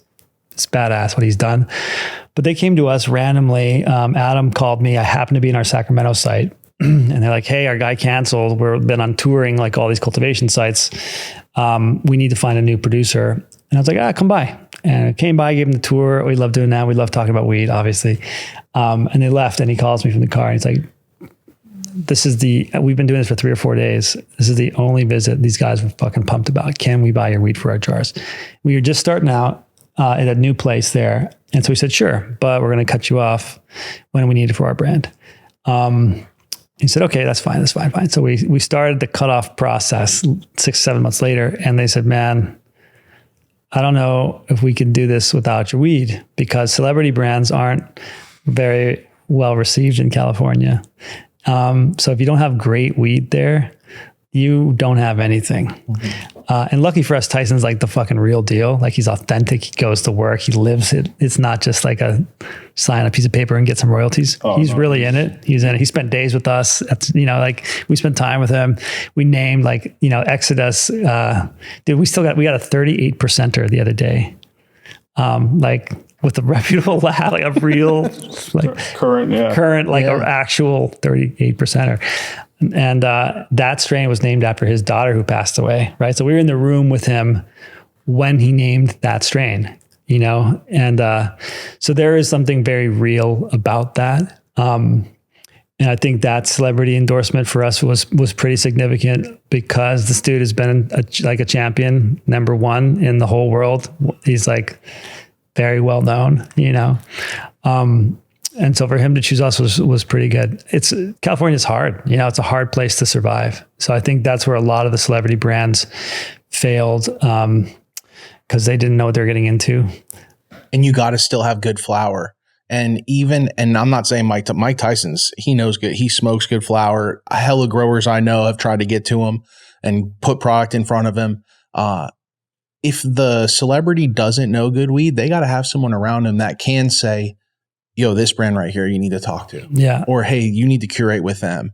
And then also to have a brand that says, okay, let's make this somewhat transparent. Let's hunt down some other phenos, or let's find some strains that you actually like, that you'll enjoy. You do the process the right way. Yeah. You guys take the care and love into cultivating that way. Makes total sense that your partnership would then be that way. Yeah. And it came as a surprise to us, man. We didn't see it coming. And I think also it has to do with the mature markets. If you're in an immature market, then a name will work. But California is dude, it's the pinnacle of connoisseurism for flower. They're almost going uphill sometimes. You already are. It's not even like you have a clean slate. It's oh, okay, well then what? Let's see what you got. And you're like, oh shit. You jump in the water and they give you a few sandbags to carry. But cannabis, urban California. It's globally to me, undeniably the absolute mecca. No other place in the world has done it for that long. In California, since 96, we've had a version of dispensary. That's for flower. It's the oldest anywhere, right? There's Amsterdam, but it's mostly hash, and flower wasn't their thing. For flower, California really is the oldest. So we have the most connoisseurs here per capita that had a choice to say, I'm going to take this time and that time, instead of just getting what you get in a dime bag. Yeah, so it was cool. It's interesting, right? Because it's, as much as we love it, it's also pain in our ass, man. It's a pain in the ass. I mean, you know it firsthand. It's a labor of love. Maybe because you came from the gray market, you know, you like a little bit of that abuse, or who knows, like, right? Oh man. Can you give them one tip? Because I literally just got a DM the other day, and the kid will know, he's been harassing me about OGs. I swear to God. And he's like, well, just tell me something like what I should do. And I said, dude, I love how you keep bringing up every pheno is different. Yeah. Every strain's different. Even the way it cures, the way it needs to be grown, the light it's under, the nutrients. You keep bringing that up, and it's so important. And I don't want that to go over people's heads, because so many cultivators don't touch on that it's pheno specific. And then it's for sure strain specific. Yeah. So, and that's everything through the process, not just, well, if I feed it this nutrients, this comes out good, so then this should too. Or this ppm works here, or, you know, EC, it'll work over here. No, it won't. The extra care and love that you guys are putting in, it comes out in the convo with the little things you're saying. And I hope people are listening. I really do, because those are the gems that get passed on to our audience that I hope people receive. That it's not as easy as they think, and it is strain specific, and look at it like a palette of colors, and what's the best way to treat each one individually. And some of them will overlap, some won't, you know, and I just a fan of what you guys are doing. And could you give us a tip on growing OGs? I mean, growing OG, I'd say, you know, biggest thing, if you have the height space, you know, because it is a stretcher, trellis it, but that is one plant in particular. It likes, you know, less saltiness and more, just, it does really well with, you know, a little more organics, little more biodiversity in the substrate. And that's when I've seen it, you know, really shine the most. There you go. You don't want to push it. Stop DMing me. DM him. Do less. Yeah.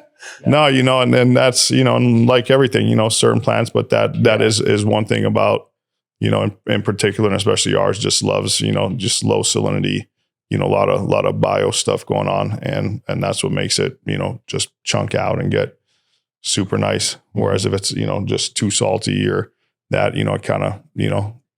Yeah, I think if you're really growing for quality, like something I've admired about Alex and Michelle is they are willing to actually look at what's happening. Like pay attention, not what you want to happen. What is the plant doing right now based off of, and there's a lot of very subtle things. So they'll walk in a room and like, they'll spot the one fucked up plant way over there that I had been walking around 10 minutes not seeing. So there is this like relationship that you guys have where you can almost hear what they want. And it may be just more subliminal, like your brain is absorbing all the subtleties, the way the leaf's curling down, the slight changes, you know, the reactions to its environment. And I think that's something that, you know, for any grower, but particularly OG, having seen a lot of grows, having seen tens of thousands of batches from our farms and others, less is more, and really just be quiet and watch. And if you're in it for the long run, you're going to learn, you know, and that's what I don't say that from doing it right myself. I say that from watching someone who's done it right. I mean, yeah, thanks. You gotta be patient, man. You gotta be patient, bro. What's Northern Emerald's got coming up for people to be excited about? I mean, obviously the Tyson thing is sick because you guys are great cultivators. You have great genetics, and you don't follow all the waves of everyone, right? Like if I still want a good OG, I can come to you. Yeah. If I still want super potent, if I want medicinal quality, I know where to go. Yeah. What do you got coming up? So we do have a lot of new genetics coming up, which I'm pumped on. And Alex is like the last 2 years we've been doing this breeding program. Before we worked with other breeders, but now we've actually took it into our own hands. So we've got like, I don't know how many seeds we've got to get through. So a lot of new genetics are dropping. By the time this is out, we'll probably be available in New Mexico, which is cool. And we're talking to some other states, but yeah, those deals are going to be great for people there. They're going to get a lot of the Humboldt knowledge in the places they can't, and we'll be giving them some of our seeds to start there. So we got some very talented people we worked with out there. Will there ever be a seed release of any of your crosses to the public? I mean, it's not out of the question. I mean, we could do it right now, but I don't want to release anything that has instabilities in it, you know, which I just see across the board. And to me, that would tarnish our name. It would, I wouldn't feel good about it. And yeah, I mean, that's an example of like, okay, short-term money we're putting aside. and We could do a huge release right now. Tell the board. When we have a 20 by 100, space that we're doing seeds in.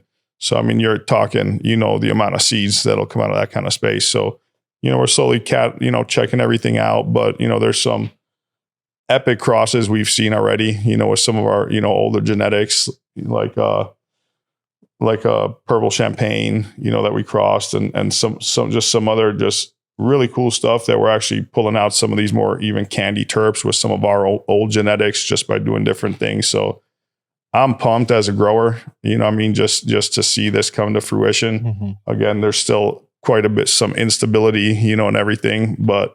One other thing I forgot, our joint packs. We've been only in jars for years. We did a single joint for a while. It took us, honestly, it's almost embarrassing, over a year and a half to find the right packaging that we liked. And we finally got it. We're launching it in a couple weeks. So this is it right here. That's it right here. Yeah. I mean, it's gorgeous, bro. Yeah, it's beautiful. You guys' branding, even with the wraparound, most people would stop with just the jars. Yeah. But you have the wraparound, which talks about what's in the jar. Yeah. And you just feel good. Like, and it's very simple, it's man, beautiful. Yeah. It feels good. Like you have it. I hope people appreciate the tin. I know everyone we've given it to is really, and they're smoking. And they're smoking. Yeah. And they're good. I mean, who doesn't like OG joints? Honestly, especially for people that don't roll themselves, it's a huge percentage of the business, honestly. Northern Emeralds, with everything coming up, have you made any Titan OG S1s, Titan times Titan, or Lemon Cherry times Titan? So we haven't. So I haven't done a lot of stuff with reversals. Okay. To do S1s. We have a bunch of actual crosses with male pollen. And yeah, we're, like I said, there's a bunch of stuff coming down, and I'm excited. Like the reversal stuff it's super cool because I mean you could, like you said, man, do S1s or we could cross. Like I said, that's probably the first one I'm gonna do is Titan and Skittles, just to fuck everyone's heads up. Dude, and that's where that's where my head goes with it, for real.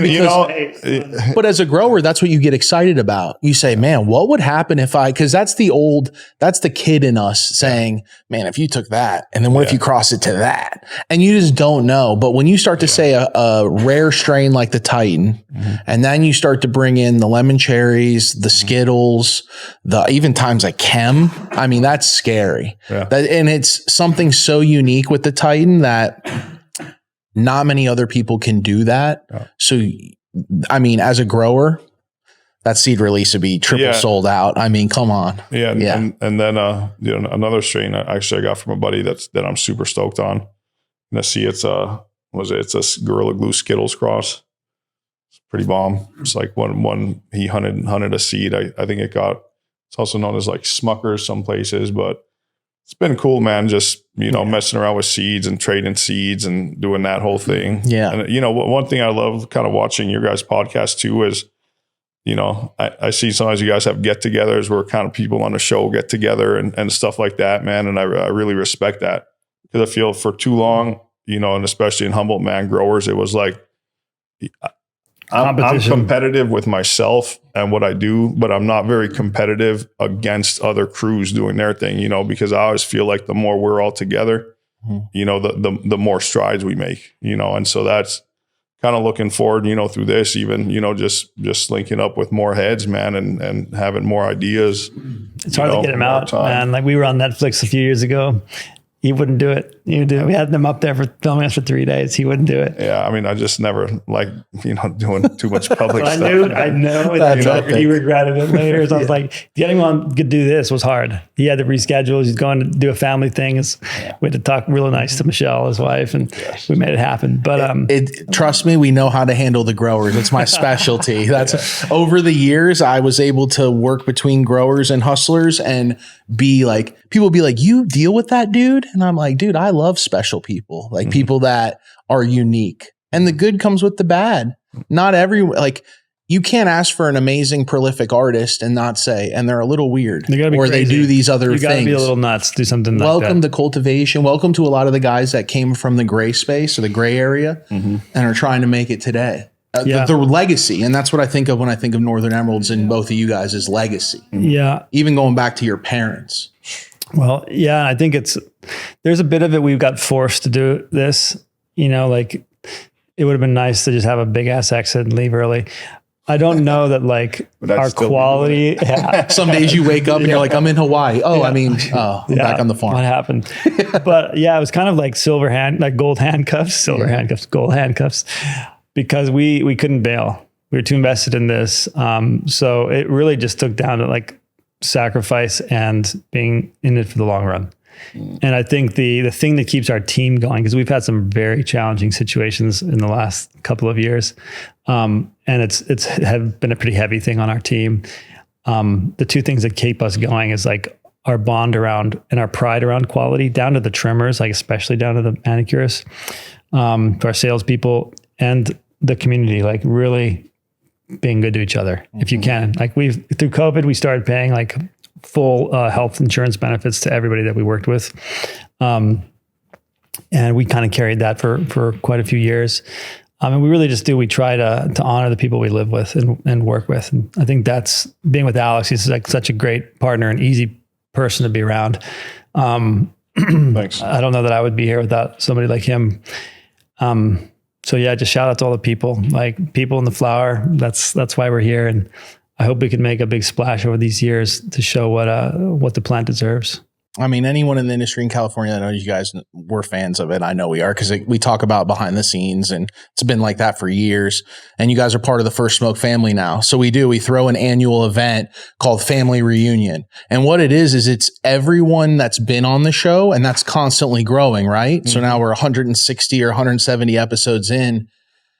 That keeps growing. Our family grows. And then our listeners, and we put everyone together. And so the first one was like 800 people. Last year's was 1,860 people. Wow. And this year we're expecting 3,000 roughly with like the growth. Wow. And so, when I say industry people, I mean people from Europe flying over. Yeah. We had a couple people from South America come in because they knew I've been trying to link up with this brand or these guys from the show forever and they're going to be there. I'm like, oh yeah, that's awesome. They're all, and the owners actually go. Yeah. It's not just like brands and it's like, oh, that is that guy or, oh, that's Bobby Trill or that's Stacks from Tenco or, oh, those are the two owners from Northern Emeralds or on and on. OG Rascal.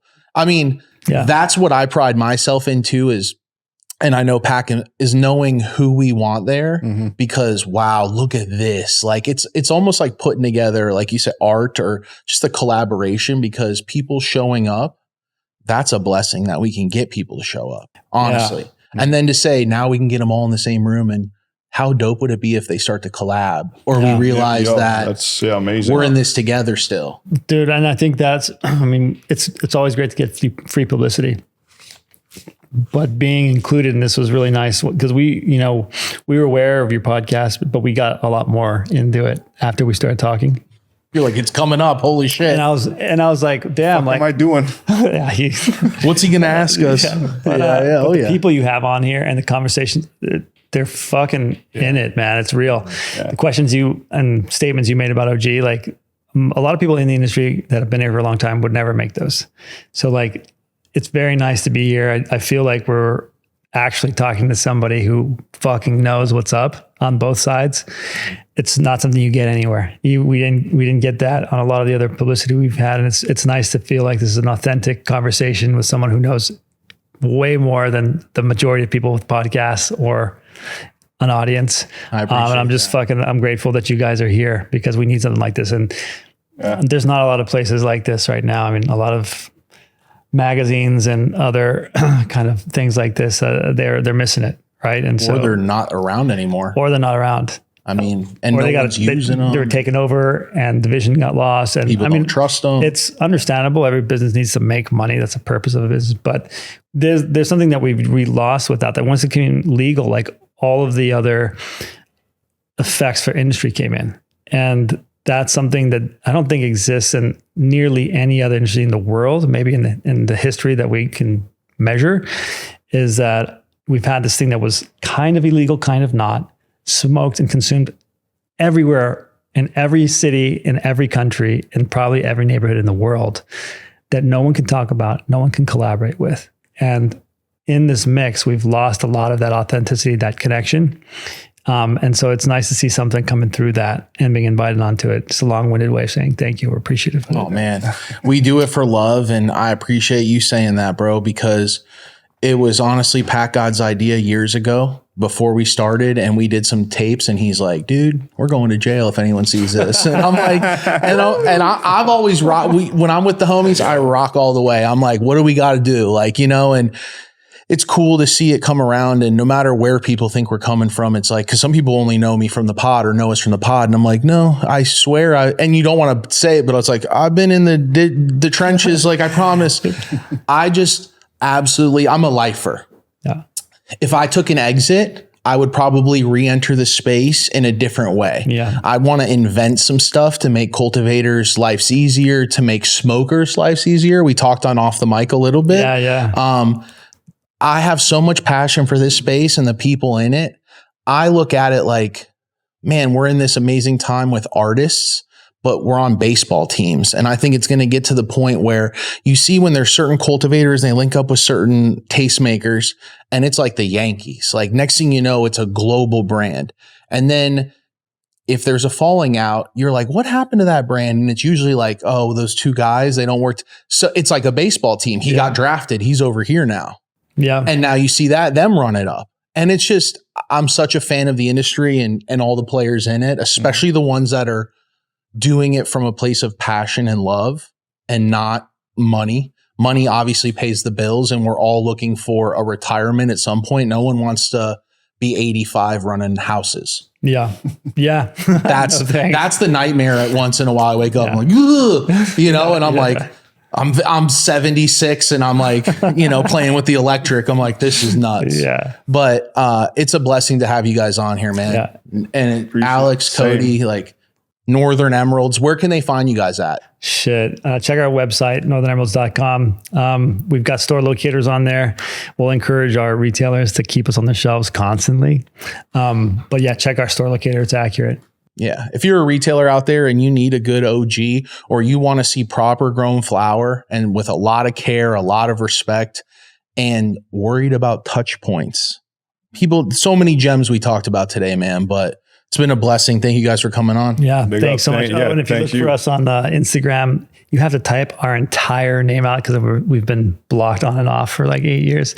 So 1 week, it's easy to find us. Next, just be patient. Type the whole thing in, Northern Emeralds. You'll find us. Man, come on, Instagram. This is nuts. Go. I got a strike. I tried to get verified I got a strike because I tried to get verified. I did too. They're like, your profile. And I'm like, the things that it says. You for what you're doing, you should absolutely be verified, man. Oh man. Yeah. Out here digging ditches with the homies. So First Smoke family, it's been a pleasure. The OG guys right here. You've been asking about OG. Peace. Big up. Peace. So if you like this video and you want to see more videos just like it, I need you to click right up here and make sure you like, comment, and subscribe. Yo, First Smoke family right here.